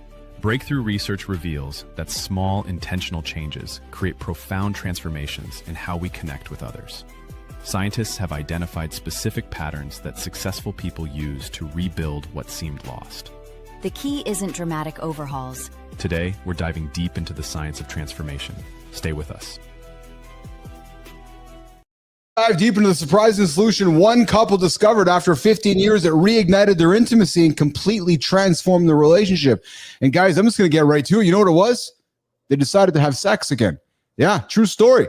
I found, and we're not going to lean too much into this singular couple because the couple is the foundation for what we're going to talk about. Reviving passion isn't just about improving your sex life. It strengthens emotional connections, boosts your mental wellness, and creates a deeper, more fulfilling partnership. Research shows that novelty reignites attraction through a phenomenon known as the Coolidge effect. But guys, here's what happens. We grow up, we raise our kids, we go through life, and then we all of a sudden go, oh, I haven't had sex or haven't been intimate with my partner for a long time. And I'm suspecting many of you tuning in right now or tuning in later might be going through that. Johnny, let's talk about this idea. We wake up one day, we're like, oh my God, we haven't been intimate for a long time. Well, I think it starts with a mindset shift, Yes. right? Like Tara and I didn't have that problem, but the mindset shift that we had took us from where we were to like, holy shit, to a whole nother level. So if you're down low, you can still have a holy shit. It's just where on the sliding scale are you having your holy shit? And the mindset change was this. We're looking around and we're going, God damn, we thought all these years we were supervising them. They've been supervising us. Yes. Yes. What kind of crazy shit do you want to do? I mean, it's literally, it's a mindset thing. It's like, oh my God, it's like we're fucking, we were running around here like fucking teenagers trying to find weird places to hump in the fucking car, so to speak. You know what I mean? Like when you're a kid, you're always looking for that place to hump, know? And I'm glad you raised that because again, this story, and I knew we'd have a great chat about this because the story I found, the couple was stuck, Johnny, and they had a very similar conversation to what you and Terry, which was, oh my God, the kids aren't around anymore. We can go experiment with, and the call was experiment with novelty. Do you know what they did, John? This couple was they introduced fun, exciting new elements into their intimacy. They were trying new stuff around the house, new activities, stories, storytelling, everything. Because we wake up at 40, 50, 60, 35 going, really? Like, what the hell, man? Like what are we all so worried about, right? Dude. And the thing about it is it's like, you know what? There's just choices that we're not making. Does that make sense? Oh, absolutely, it does. Absolutely. It's like, okay, I get it. I haven't had sex in a long time. Who are you? Well, fuck, make the choice to fucking throw some gasoline on that little bitty fucking fire that's barely there. Or are you going to go deeper down the road? Oh my God, we don't know each other. No. Yes. It's a choice. Yeah, you're going to choose to move one way or the next. And if you don't make that choice, you're just going to keep going down the path that you were on, which has already got you confused. And I'm going to offer this up here in a quick second too, but I will say this. Remember, passion doesn't have to fade. With openness, and here's the word, Johnny, intention, and a bit of courage. And hey, listen, Dr. Rachel Meir talked about it. Courage. You can reconnect and discover new levels of intimacy you never thought possible. And I got something to offer up to you guys around the audio side of things in a quick second. But John, I'm going to say this. And I don't know if we talk about this enough. I'm not saying we as in you and I, but society enough. It's this idea of physical attraction. I know that as we get older, our bodies change and physicalness all changes and everything. But physical attraction and this idea of putting the effort in to create even the mirage of a physical attraction, guys, you stop doing that and you become that slob on the couch. You're not having sex with your wife after every, and same thing with the wife. Like, we got to take care of ourselves, guys. Like, 100%. I mean, here's the thing, if you want your wife to stay hot, yes, then fucking stay hot yourself. It's simple as that. I mean, fuck, man. You can't sit there and expect that your wife's going to stay in great shape when you're a frumpy piece of shit. Well, it's true. And not to mention, excuse me, it's actually a pretty cool thing when you kind of bond with your wife and say, you know what? Let's not be like everybody else. Like Terry and I take great pride that we're in our mid 50s and that we are like better shape than fucking most couples in their fucking 20s. Dude, we went to a party. We went to a party on Saturday, Laura and I, and I had the hottest fucking chick in the place, man. And however you want to interpret that, but it made me feel good. It made me feel good. She looked good. And we're not, we're not in our 20s. We're not no spring chickens, but I looked around the place. And I'm like, yeah, I'm happy. 40s, correct? You're 10, Yeah, basically Lauren's 10 40, years but she older. puts the work in. Like she's aging like a fine Oh glass. no, of she wine. doesn't. She doesn't look like she's in her 40s. No, That's she my puts point. the work in, and she's a great story. We're going to talk about it later this week, but because often everybody's questioning, how do you look like that? How do you do that? It's just an accumulation of good decisions over life. It's not just waking up yesterday. Oh, I'm going to become. Yeah. No, you just make good decisions over a long period of time. So Dr. Rachel Meir joining us in the comments. She says, I'm so glad to have connected with you guys. This episode is fire. Well, Rachel, you have made it fire, and I'm so glad you joined us here in the comments as well. What does love have to do with it? Tina Turner? Yeah, that's Global coming in with the comments here with all of this. Johnny, so Jimmy, let's guys, we've been talking about ways to reconnect with our partners. I found a supplementary conversational piece that might give you a way to get there. And, we often think about porn, and we often think about visual porn, right? And some women, John, you're like, I don't want to watch visual. You know what? Fuck, I got to think about that. You know what's funny, man? So women don't watch porn. You're leaning out of the horizontal, just so you know. Here we go. Yeah. So apparently women don't watch porn yet. Pornhub and all the stats show that 30% of porn. Dude, women watch porn. That's bullshit. 30% of porn is watched by women. Dude, it's like some dude saying, "Yeah, I don't jerk off." Come on.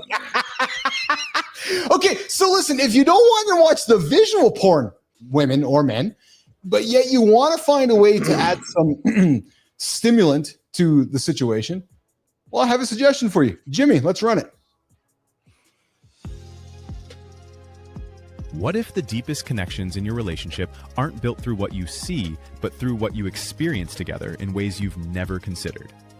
Most men struggle to enhance intimacy with their partners, often feeling uncertain about how to deepen emotional bonds without crossing boundaries or creating discomfort in their relationship. Recent studies reveal that breakthrough connections happen when couples explore shared experiences that prioritize emotional depth over surface-level interactions, creating safe spaces for vulnerability and authentic communication. Today, we're exploring how to become the partner who creates deeper intimacy through emotional intelligence. Guys, there's something to consider that might be interesting to you that will get the job done. It doesn't have to be visual. Let's guide you through the sensitive and exciting world of audio erotica. Bonnie, a way to strengthen your bond and ignite your relationships. Guys, helping your partner feel comfortable with audio erotica can significantly deepen emotional connection, improve communication about intimacy, and enhance mutual satisfaction in your relationship. John, thoughts about audio erotica before I continue it? Well, like Terry and I have, in many cases, we've filmed ourselves, of course. Yes. But then we've also taken in, a few different times when we would start to do our thing, I would make sure she couldn't see, but I would start a recording, an audio recording. Yes. And then when we're done, we literally listen to it again together. And it's all part of the intimacy. Whether you're watching, listening, it's just, it's to a certain extent, you're laying there next to your partner after you're done, you're listening to this, maybe your eyes are closed and you're imagining it, or you're having a conversation about certain points in the journey. It's all intimacy. It is all intimacy. And guys, research shows that women often prefer audio erotica for its emotional depth, storytelling, and focus on sensuality over explicit visuals. But if I jump back to what Dr. Rachel Meir is saying in our comments, Johnny, she's with us, brother. Maybe there's the female we're looking for to add on to the show here. She's sitting there in the comments. Women absolutely watch porn, and if they don't, they should consider giving it a try, is what she says. Exactly. And Johnny, audio erotica can alleviate feelings of insecurity or pressure by creating that safe, imaginative space free from visual comparison or unrealistic expectations. We often hear, John, that porn might create these unsafe feelings for women because of visual comparisons or the unrealistic. And I think sometimes that we were, especially years and years ago, yes, it was really demonized. It was like porn was like we weren't raised with the idea that if used properly could be some sort of a benefit to your relationship. It was like a dirty thing. Yes, exactly. So guys, consensual shared exploration of audio erotica has been linked to improved arousal, more fulfilling sexual experiences, and increased overall relationship satisfaction. So, hey, what you might want to consider is introducing audio erotica, casual, pressure-free, easy to find, put it on in the background, and it might be a way to reconnect or absolutely connect with your partner through this idea of audio erotica. And on that level, I've said from the jump, we've talked about sexual stuff. Ask your partner. Yes. And a lot of times the partner will clam up. They're uncomfortable with that question. So then lead. Well, this is what's interesting to me. Start the conversation yourself. And if she still has trouble, just keep wrapping back to it. Pretty soon it's familiar enough that she'll open up. Yes, exactly. It's interesting, Johnny, is that we kicked it off with Dr. Rachel about conversations. And for some reason, we as humans still struggle with this idea of talking about sex with our partners. Yet we do it. And I think it's something that, if we're doing our job, we're continuing to encourage others to have that conversation. Before we continue to our last topic, and I apologize, I didn't tell you this, but I wanted to talk about addiction with you for this last conversation of the day. But before we go there, I did want to offer something you said a few minutes ago, and I want to just pat ourselves on the back for a quick second. So just boom, boom, boom, pat you on the back too. All you got to do is I can't reach back. I know. I was doing some research on the weekend, and actually, I think I dropped that link that I was cutting the grass, listening to some YouTube, and was learning. That was an interesting video. So I didn't finish the whole thing, but I could see right away where that was headed. But we were just talking here over the last few minutes, and what I loved about our conversation was that it leans into exactly what he was talking about. And here's what it is, guys. The world now is full of information. So let me back it up. If you're looking to start a YouTube channel into content creation, the idea of just sharing information that's readily available is not going to provide much value. What you want to do is add personal experience onto that. Right. So if you've heard our conversation for the last 7 minutes around porn and audio erotica and conversation, yes, we've given you a lot of factual information you can find on any AI tool, be it ChatGPT. It's known information. But when John shares stories about him and Terry or me and Lauren, the personal relationships, that's what's making content stand out for the rest of the stuff. So I'm sharing with you guys right now, if you're out there on your content journey, personalize it. If you're not personalizing, you're not standing it out. And I'll tell you guys, it's and I'm just going to continue sharing, it's what's driving the success of the show. You got Naked Keith, Naked Johnny up there. We're standing, sharing our personal information along with these evergreen conversations that are readily available. So guys, as you get on your content journey, personalize it. It'll make it more relatable to your audience, which is a good segue to what we're going to get to for the last 5 or 6 minutes. We're going to talk about conquering addiction with my brother, John Anderson. I know Johnny has gone through that journey in his life, and I know he still goes through it today, whether it's food, whether it was pills. But Jimmy, let's run the clip, and then John, let's have a conversation about addiction, brother, because I know it never goes away. Well, brother, I got some real interesting shit to explain about this. A brand new discovery on my part that's like Matt Roof talked about really fucking changed it. Matt Roof talked about it 2 weeks ago with his challenges. So let's and this is not one of those, John, that starts and ends. It's an ongoing one. But I want to have it with you right now. Never stops. Jimmy, let's run the clip, brother. What if everything you've been told about achieving massive success is backwards? Most people think you have to choose between building an empire and keeping what matters most. They believe that scaling to 7 figures means sacrificing your health, your relationships, your energy. There's a different way to think about strength. Not just physical power, but the kind of integrated approach that lets you dominate in business while becoming the husband and father you've always wanted to be. The same relentless focus that creates international athletes can be channeled into systems that multiply your impact without multiplying your stress. Are you ready to unlock what's really possible when you build strength in every area of your life? Conquering addiction, Keith Bellis, John Anderson, Mornings and Live with Keith, John, and friends, getting after every single day, 8 o'clock Eastern time, right here on all the platforms. Johnny, let's lean into addiction, brother. Where do you want to start it today? Well, I think just the first thing of recognizing you have it is the first thing. And an addiction is a behavior pattern. It'll grab a hold of all sorts of different shit.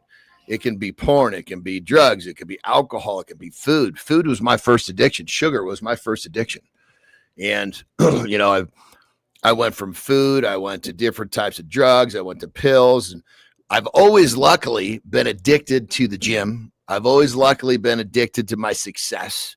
So I was really, and I'm a disciplined son of a bitch, which helped me break free from the bad ones. You know, like I had many, you know, I can't even think how many times I was like heavily hooked on pills, where if I wasn't taking these things, I was getting sick, you know. But so I think the first step is just to recognize you have it and realize it never goes away. You just learn to manage it. But on that level, dude, I'll make this quick. If we've been talking about peptides, there's a peptide that I've actually started to take that does something to the addictive center. Brother, I don't know if have I told you about this yet? No, Dude, no. I don't fucking stand. Okay, how's this? After my last meal, I don't even think about food anymore. Oh yeah. I have yet. There's no stand in front of the fridge with the doors open. Yeah. Terry and I went out to sushi. Normally, after we go out to dinner, I hum home and I will eat something before I go to bed. I won't be able to go to sleep if I don't eat something. Well, dude, we came home and I didn't fucking eat. It was like, it wasn't like we were at bedtime either. We got home early enough that I could have easily eaten again. I'm getting ready to go to bed. I even tested. I went in the kitchen. That would be a fucking no-no if I was trying to just do it with discipline. Went in the kitchen. I'm like, anybody going to speak up? Okay. I swear to God, dude. It's like, it's literally, dude. I mean, there's this peptide that I'm using, part of this protocol I'm putting together. Unbelievable, dude. And the cool thing about this is I'm only about 3 weeks into it. It took about a week and a half to find the right dose for me. But now that it's gone, I realize this is the really cool part about this. And this number will change. But right now, I believe that the food noise was monopolizing about 20% of my thought bandwidth. So now I've got this 20% of extra space that I can apply to good, healthy thoughts. It's unbelievable. So it's not just that I'm not fucking eating anymore, like I'm not supposed to, but now I've got this extra energy and thoughts that I can put towards my life. It's like, I was telling Tara, I was like, you know, I just accepted that I would never have this. So is what you're saying to me that, you know, you're not spending a bunch of time in your brain thinking about food? Well, yeah, when the food is over for the day, I'm okay. After my last meal until bed, I didn't realize that either. This is fucking crazy. I was never present in what I was doing because I was battling those fucking voices. Thinking about food, thinking about this, thinking about that. The food noise was fucking loud.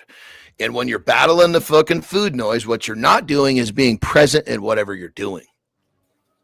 Like people all the time, you know, I want to watch a movie with my wife and I'm laying on the couch and all I can think about is getting up and going to the cupboard. I get that all the time with my clients. Right. And well, we all do it. I do it too. I sit there, and I swear to God, it's like a fucking light switch. It's gone. Unbelievable. I mean, I'm still kind of in disbelief. I mean, I have some really cool shit with this, you know, as I create these protocols, like the one that I'm doing for my brain. I know for sure my reading has gotten better. Unbelievable. I'm reading more, and I'm even opening up the page and I remember what I read yesterday, which never happened, but we're not talking about it. We're talking about addiction. Like what I'm getting at is that first off with addiction, you got to remind yourself, you got it. You got to manage it. And then the second part is when you can find something that helps you manage it better, like I've found, holy shit, fucking life-changing. But Johnny, I want to, you know, and we have I know you got a rock and roll and I got a guest joining me here for the last segment here in a second, but I want to ask this, and perhaps we'll just continue this throughout the week and the rest of our life together. Roofy's listening right now, and I know he is, and he's probably curious like I am. When you were going through your pill addiction, Johnny, what was that moment, or where was the moment where you realized that you needed to use that word that started with an H and ended with a P, which was help? And how did you find the courage and have the courage to intentionally express the word out loud? And who did you ask for it? It was always Terry. Yeah. Right. Terry or my blood dad. And what we did is I couldn't hold my own pills. They had to hold them. So was it but hold on though, brother. Was it you literally saying to them, yeah, here, take this. I need you to take this from me. I can't know where it is. I can't have access to this. Please help create distance between me and this bottle of pills. But here's what I'm really impressed about is that it was you. It wasn't an intervention by your blood dad or by Terry. It was you that recognized that you had to give the pills away in order for your discipline to take over. It's like, like one voice said to this one, "Fuck you, man." 100%. I mean, it's like I fucked this up enough, and there's a certain point where you got to say, okay, look, you're going to give yourself one more chance. And if this falters, you need to you need to take a different action. And that's for me, I'm always good at taking different actions and stepping outside of my comfort zone, and asking for help is fucking uncomfortable. Absolutely. It is uncomfortable. 100%. Most won't. Right. Yeah. The advice that I would give to people that if you're dealing with some sort of a substance addiction is ask for help. It's easier to ask for help if you realize that your pill addiction is not just hurting you, it's hurting the ones you love. Yeah. Now it's time to do it for them, not you. And maybe, I'm just going to throw the maybe out here, brother, before I let you go. Maybe if one is too reluctant to ask for the H word, which is help right away, maybe, John, the first word to get somebody there is advice. So if I was role playing, I'm coming to you saying, I'm struggling with this right now. I'm looking for some advice on how I can stop this, because maybe I'm not ready to ask for help just yet. And I'm just throwing out some conversational ideas, because advice and help sometimes can be interchangeable.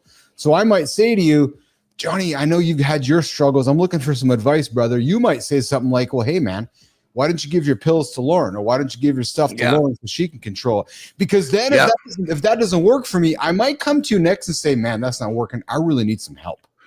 Well, and on that level, because I've went through a lot of pill addictions, a lot of buddies obviously went through it too, but they saw me coming out they saw me getting through it, and they're like, fuck, how did you do it? Yes. And I'm like, look, if you're asking for help, I will help you. But when I tell you to do something, you have to do it. So if you're ready, perfect. If you're not, we'll just talk about it. And then at some point they'll come and say, okay, I need your help. And then I'll say, look, I'm happy to help you, but when we make a plan, you have to do it. Yeah. Exactly. Like one of my buddies, I said, all right, dude, his parents lived like 6 hours away. I said, you need to fucking go to your parents for 2 weeks, because you're not going to get these fucking things up there. Go to your parents for 2 weeks. That's the first step. We need to get you to the point where you're detoxed to where you can't, because that detox is so bad. Your brain will give you the reasons you need to keep taking the pills. Yes. Yeah, I believe it. All right, guys, we're wrapping up Mornings in the Lab. Keith and John getting after it every single day here, 8 o'clock Eastern time. We've had an exceptional show here today, and I as always want to invite you guys to join the conversation. 1-431-300-3005, 1-431-300-3005. You can join the conversation, send a text, leave a voicemail. We're wrapping up a wonderful conversation here today. We had a great conversation around polyamory, sex, addiction. Maddie Roof coming in, Johnny, saying, for me, it starts with, I can't help myself. I am powerless. Classic AA stuff, but it works. And we'll keep this conversation going on daily. And Bernard Jobson says the word advice is great. It fits other avenues besides addiction as well. Dusty Struggles. We're not going anywhere yet. We've got Eric Mech joining us here in a quick minute. Johnny, get this, man. Imagine this. You're standing in front of a greasy fry at Wendy's, watching your life talk by in one basket of fries at a time. These guys get $10 in rolled up change in your pocket, child support payments looming, and a voice in your head that keeps asking, is this it? Well, buddy, I got Eric Mech joining us here in a few moments. He literally paid for his future with pocket change and built an empire on one radical idea. Good for him. Eric Mech joining us here in a few moments. What do you got going on today, pal? You got training today, or is today day off? I do, man. I'm so excited to train. I've been sticking to my guns training every other day, and it works so fucking well. Yes. I love it. I love it. I love it. Brother, great show today, man. Great conversation. Great show. I might, you might get a text from me today. I might try to grab 5 minutes out of your world sometime today. I'm just kind of giddy about some things I'm working on that I want to share with you. So, yeah. Hey, just a quick heads up. My window of opportunity is today's really just got way too full. So like a little window in the middle of the day. If not, let's schedule a time for tomorrow. I'm much more open. I'm totally on the fly. So I'll even offer this to you. If you find a window, send me a text. Say, hey, brother, I'm free right now. And if it opens for me, I'll do it. But I'll throw it back to you. It's nothing urgent. I'm just giddy and excited. Just nerdy shit. I'm just a fucking child. And you know how children want to show their parents something. So I want to show my dad. That's it. Look what I did, Dad. You know. Exactly. Yes. All right, Eric. Oh, Eric Mech. Thanks, Jimmy. It's like mechanic, so pronounced Mech. Eric Mech. He's nodding off there in the back. All right, Anderson, you get your wonderful deep-cheeked ass out of here, and I'll see you tomorrow, pal. Have a great loop, my brother. All right, pal. All right, Johnny's gonna get out of here. I'm gonna reset Jimmy with Eric Mech, the mechanic. Yes. All right, Mornings in the Lab with Keith and John and friends, getting after it every single day, 8 o'clock Eastern time, right here on YouTube, LinkedIn, and X. This is a different kind of morning show you guys are not going to find anywhere else. I fucking guarantee it. I actually fucking guarantee it. I'm going to do a little rant here, Jimmy, because I'm excited about it. Listen, late night's dying. Unfortunately, the fucking politics of the world are killing late night TV. Maybe Colbert is going off the air because of the lawsuit. Who knows?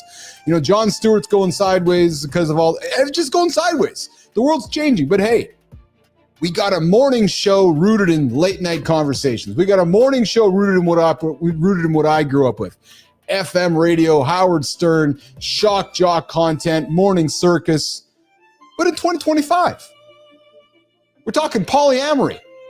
Back in the olden days, they would have been talking about monogamy going, holy fuck, they're having thruples. They were talking thruples on our show about acceptance with thruples. We're talking about guys who are standing at deep fryers asking myself, is this it? And creating big companies and big lives out of it. So guys, if you're new to our channel, I invite you to subscribe to it. You are not going to find content, conversation, personalities, momentum that you're going to find on this show every single day. I fucking guarantee it. And I'll say this. I will say this with passion, and I'll take my glasses off. There is not one fucker that's going to bed every single day and living 24 hours of his life working on creating the next great morning show platform on the planet.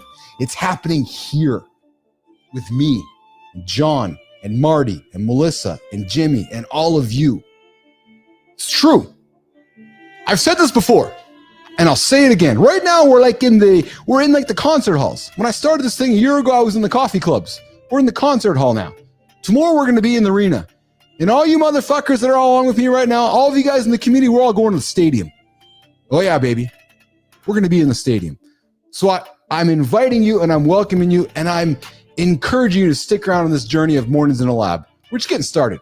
Oh, baby, we're just getting started. So you want to start your podcast, all you fucking podcasters, go start it. And I'll see how well you do after your 8th episode. Yeah, we do 40 of them a week. We do 40 of them a week here on this show. We do 8 podcasts a day, 5 days, 40 a week. Some of you guys can't even do 1 every single week. Just saying. Just saying. No, I'm just saying. Hey, Jimmy, remember on Friday we were frolicking? Yeah, it's because I'm happy. It's because I'm just gay and happy. No, listen. I'm not using no slurs. Why can't we use the word? Listen, I was reading Gatsby on the weekend. You know they use that word quite often in that book. Yes, I can read. I was reading Gatsby and they were talking about being gay and happy, and I'm just gay and happy today. So if you guys have a problem with it, too fucking bad. Eric Mech coming up. Jimmy, let's run the opener for Eric Mech. Let's bring him in. Enough frolicking for Uncle Keith over here. Hee hee hee hee. What if the very thing you think you need permission for is actually the key to your freedom? Most successful people share one dangerous addiction that's keeping them small. You've climbed the ladder, hit the numbers, earned the respect, but something's missing. That nagging voice asking, "Is this it?" grows louder with each achievement, each promotion, each external validation you chase. Breakthrough leaders throughout history discovered that authentic impact comes not from seeking approval, but from aligning with something deeper. The most transformative moments happen when we stop asking, "Can I?" and start declaring, "I will." It's your permission to show up authentically in every area of life. Stop waiting for someone else to give you the green light. Your purpose is your permission. Yep, you got it, Roofy. You got it. Mornings in the Lab live from MSG coming up in 2027.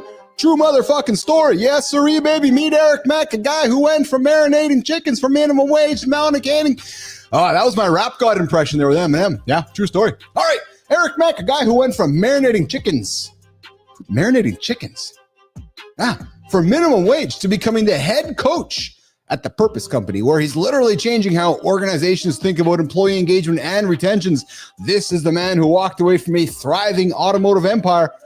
We're talking partner level success, multiple dealerships, the whole 9 yards, because he realized something profound, that I'm looking at the wrong camera. Yeah, exactly. Success without purpose is just expensive emptiness. Eric just didn't find his purpose. He made it his mission to help others break what he calls the addiction to permission. Today, we're unpacking how Eric discovered that the secret to employee retention isn't better benefits or ping pong tables. No, it's encouraging them to turn into Mornings in the Lab with Keith and Friends at 8 o'clock every single day right here on YouTube. Isn't that right, Eric Mech? Jimmy, let's bring him up. Let's bring in the man of the hour, Eric Mech. What's going on? Mech, don't call me mechanic. Eric. Come on, let's hear it, mechanic. I got you muted, brother. I got you muted. Eric Mech, the mechanic. Yeah, How are you, that's pal? right. That's right, man. I'm great, buddy. Mechanic on purpose. This is it. I love it. Where are you joining me from today, Eric? Minneapolis, Minnesota, buddy. Yes, just down the road from me. I'm here in Winnipeg, Canada, just up down the road, 6 hours ahead of it, just 6 hours west of you, brother. Okay, sweet. Yeah. Do you know where I am, or did you not pass geography? I just knew where you were based on your accent. I knew you were up there. But you didn't know it just up the highway, brother. No, I didn't.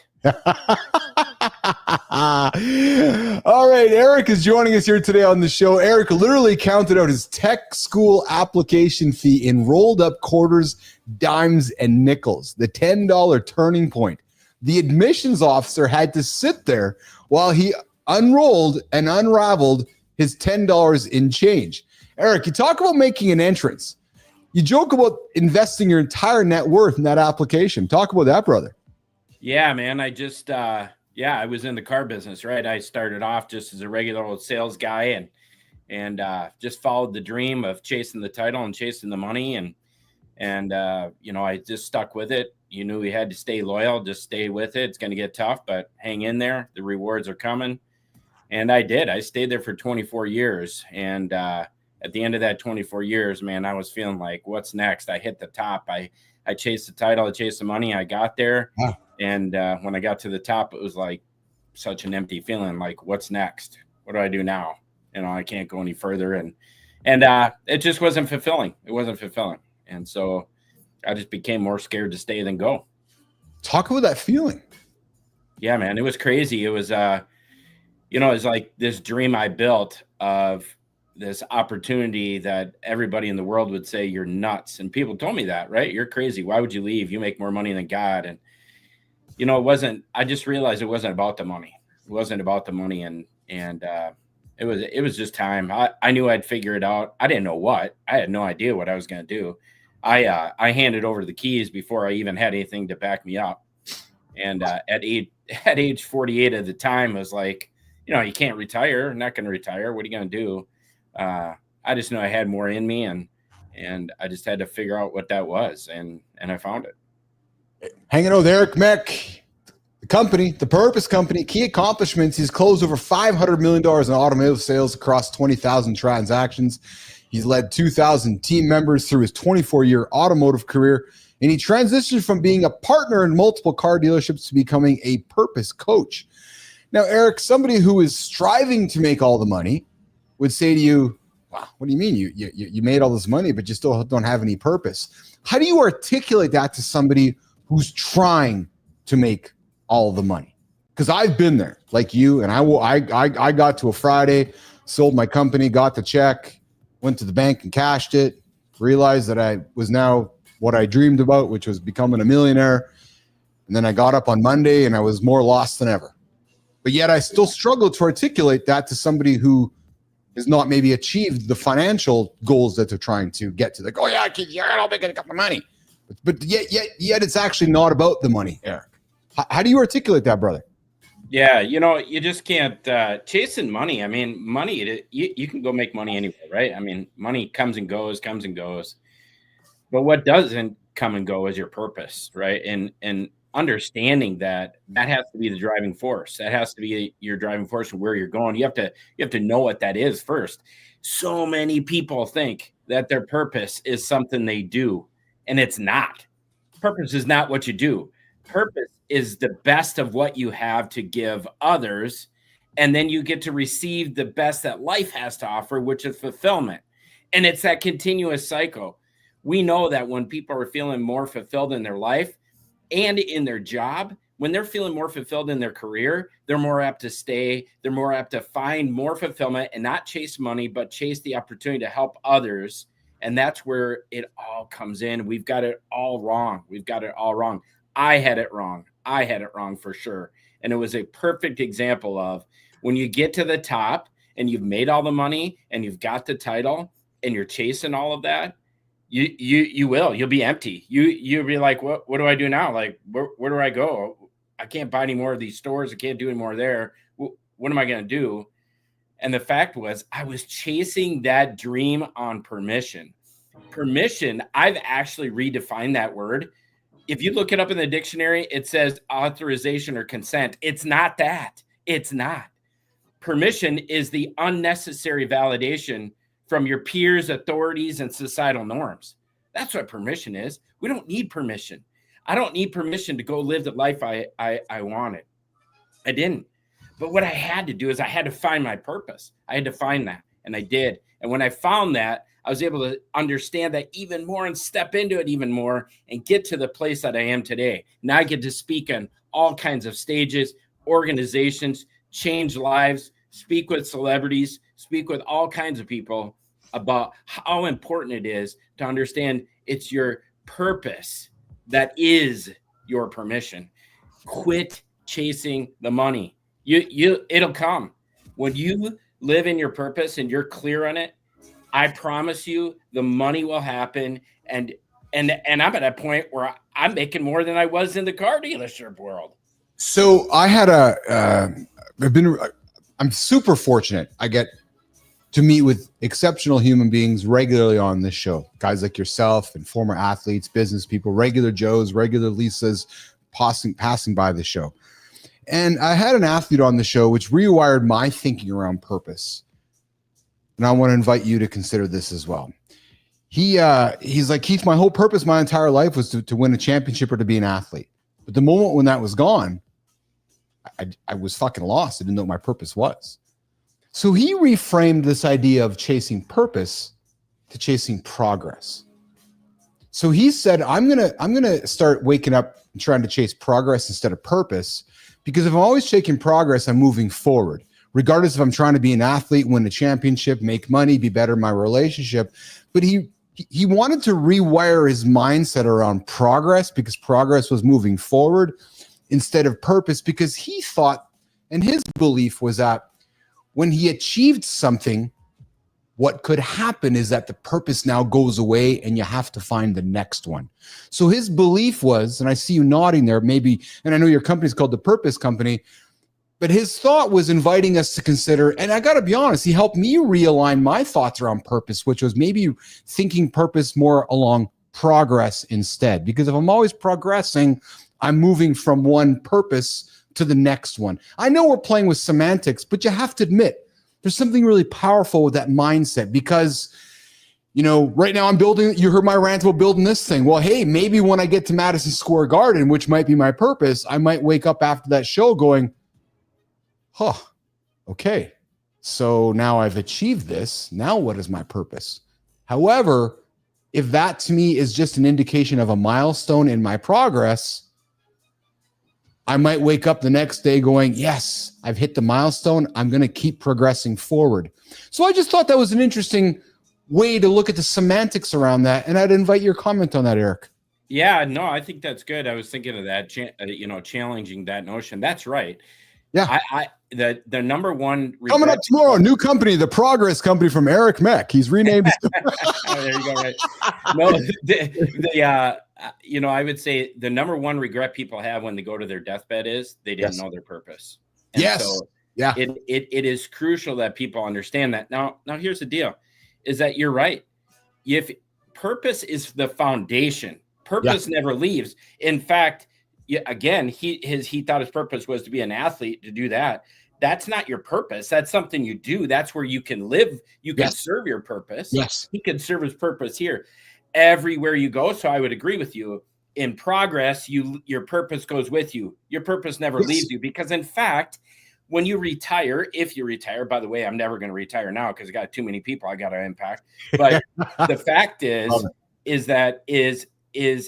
if I go to retire and people say I retire, does your purpose die? Does it go away? No, your purpose is always with you until you die. So you're right. It's the progress of continuing on and understanding that. But you got to get clear on it. And I get the opportunity to walk people through the number one purpose clarity tool in the world, which is our purpose factor assessment. And I promise you, when I walk people through it, they're mind blowing. They're in tears. Their feelings. They're like, what? Oh my God. I feel so heard. I feel so confident. I feel like I can do so many great things now. And it's amazing.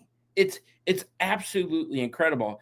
And when they get clear on it and I walk them through it, it is the most fulfilling thing I've ever done in my life. Most fulfilling. Because they get to see who they really are, and who you are is what matters most. It's not the things, it's not the money, it's not the title. It's to understand the best of what you have to give others, because it was a gift you were given. God had a purpose for you before you even made a plan for yourself. Therefore, it is your duty and your responsibility to get clear on it and to live in your purpose. Eric Mech, Keith Billis, Mornings in the Lab with Keith and Friends, getting after. We're talking purpose. Eric, I want to draw your attention to the community. Lady Drew coming in, B Drive coming in. Hey guys, I would encourage you, and I would invite you guys to connect with Eric over on LinkedIn.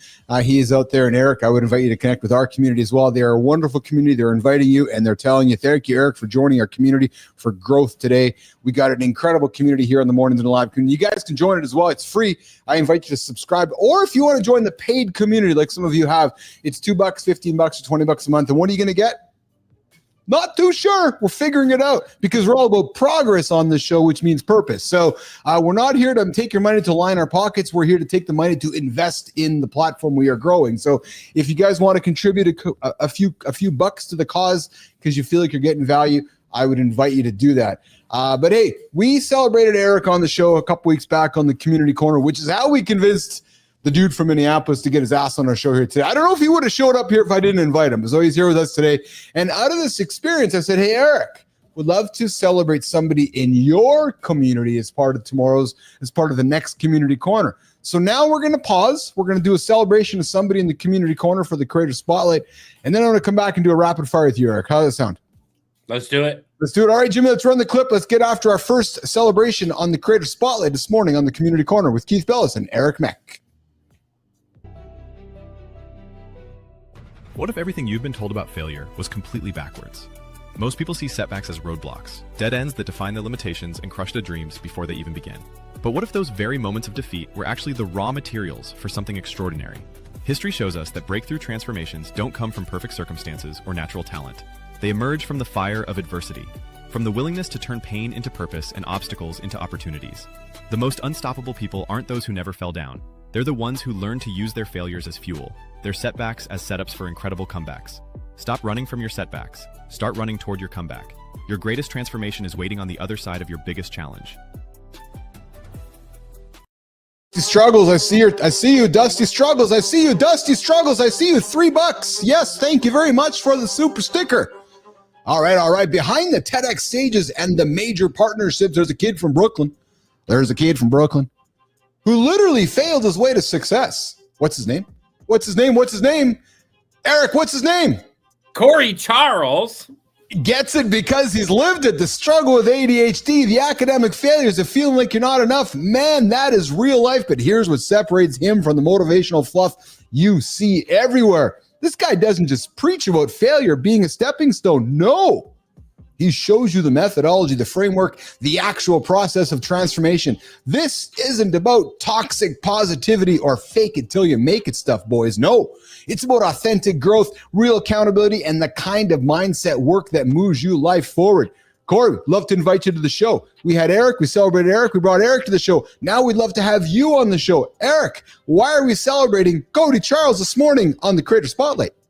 Man, Corey Charles is just an amazing guy. He's got the hero theory. I'm telling you, he'll help you go from zero to hero. He's an amazing guy. He'll uplift you. He understands purpose. And the best part about Corey is he understands the concept of always being the student and the teacher will show up. Oh, I love always being the student and the teacher will show up. I love that. Corey Charles, here's my invitation for you. Eric took me on it. We celebrated Eric a while ago, and I said, hey, Eric, I did the same thing. I looked in the camera. I said, I'd love to have you on my show. I'd love to give you the Creator Spotlight so we can pay this forward and create and continue to create community and celebrate great human beings. And Eric is celebrating you, Corey. So, Corey, I'd love to have you on my show in the same seat that Eric is in so we can pass you the Creator Spotlight so you can celebrate somebody in your world and continue this wonderful community building experience. It's called the Community Corner, right here on the Creator Spotlight, right here on Mornings in the Lab. That's awesome. That's awesome, man. I love this segment because I like meeting awesome humans like yourself. Eric, let's get together with some rapid fire, man. Let's have some fun with this. Let's do it. Selling cars or selling purpose? Which one is harder? Selling cars. Do tell. Selling cars, there's just too much competition out there. There's just way too much competition. And selling purpose, I have the best tool in the world to help get people clear on their purpose, hands down. Beautiful. Your most used emoji? The dancer. I'm the frolicker. I like to frolic every now and then. Yeah. LinkedIn or breakfast if you had to choose? Breakfast. 3 words your wife uses to describe your energy level. Incredible. Consistent. Easy now, boy. Easy now. And loving. I love it. Fries at Wendy's or closing $1 million deals. Easy now, Eric. Easy. You're on a health show here, brother. Come on, closing $1 million deals every day, all day. One permission you'll never ask for again. Living my life authentically in the way I was meant to live it. Love that, Eric Mech. And hey, brother, I got to say something, man. Did you realize that in your LinkedIn posts, you use exclamation points more than periods? And I got to tell you, man, I counted. It's a 3-to-1 ratio. You literally are writing to refuse to calm down, which perfectly mirrors your approach to life and your energy. And I got to talk about it, man. I love your energy. You know what I love about that is I get to hear that on almost every call with every client and every stage and every organization, is because it's about energy. It's about the transfer of enthusiasm, right? Yeah, it is. It absolutely is. Eric, where can folks find you, connect with you, meet with you, hire you, and engage with the Purpose Company, Eric Mech?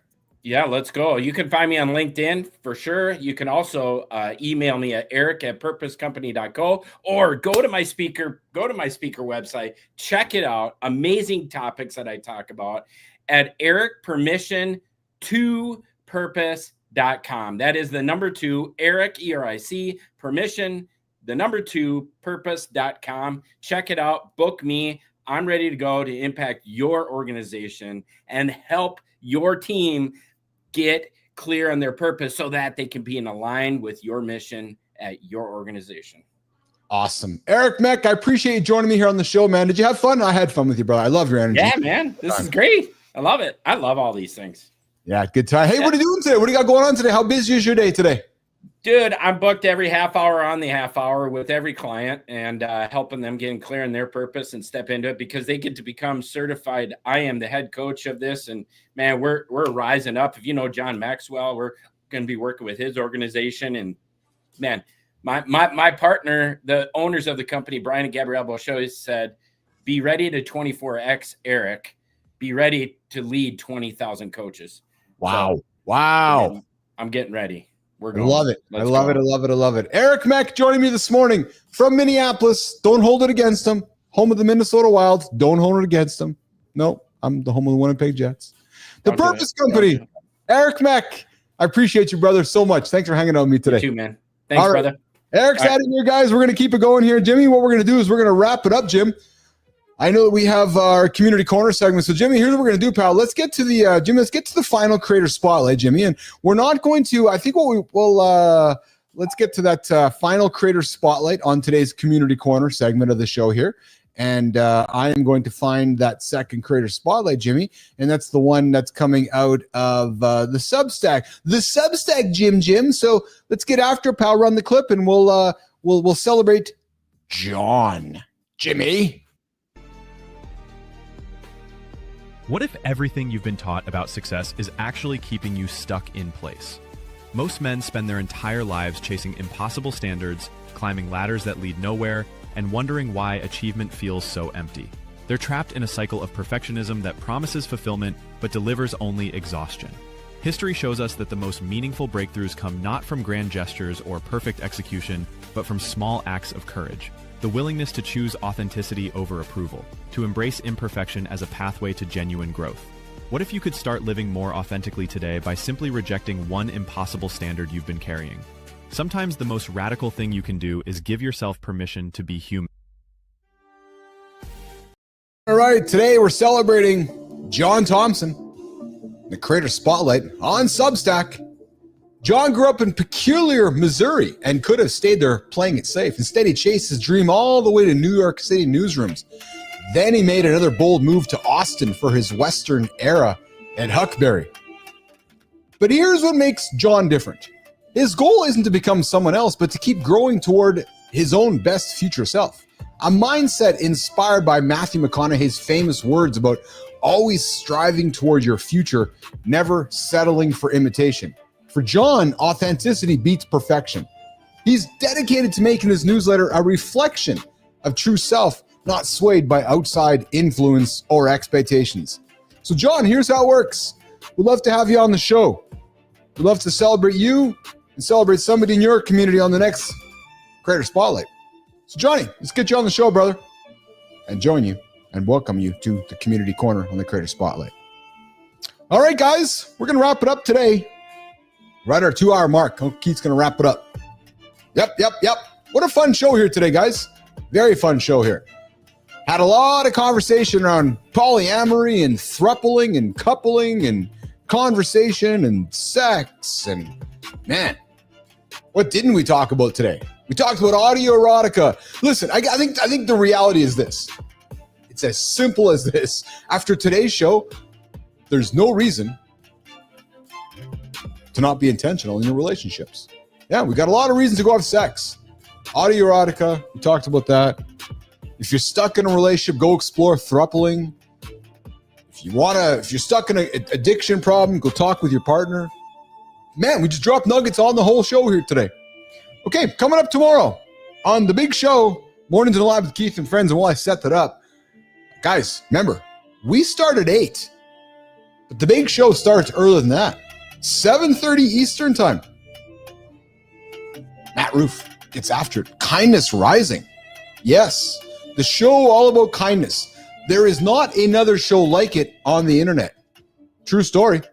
How do I know? Because I know. Because I'm telling you. Yeah, listen to it.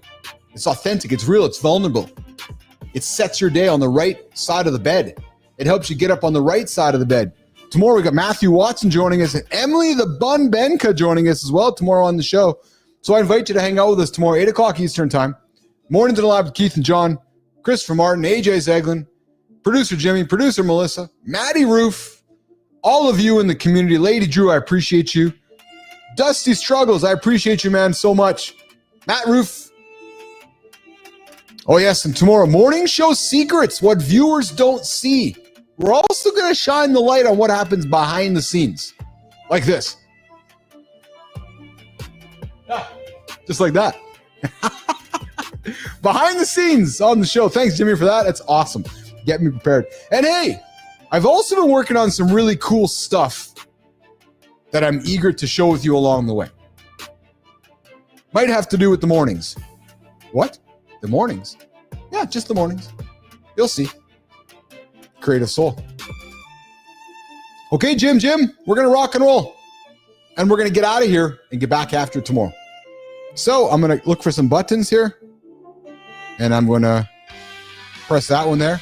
And I'll see you guys tomorrow right here, less than 22 hours. Mornings in the Lab, Keith and John and all of our friends. We'll see you guys. Jimmy, we'll see you guys in a bit. Ciao.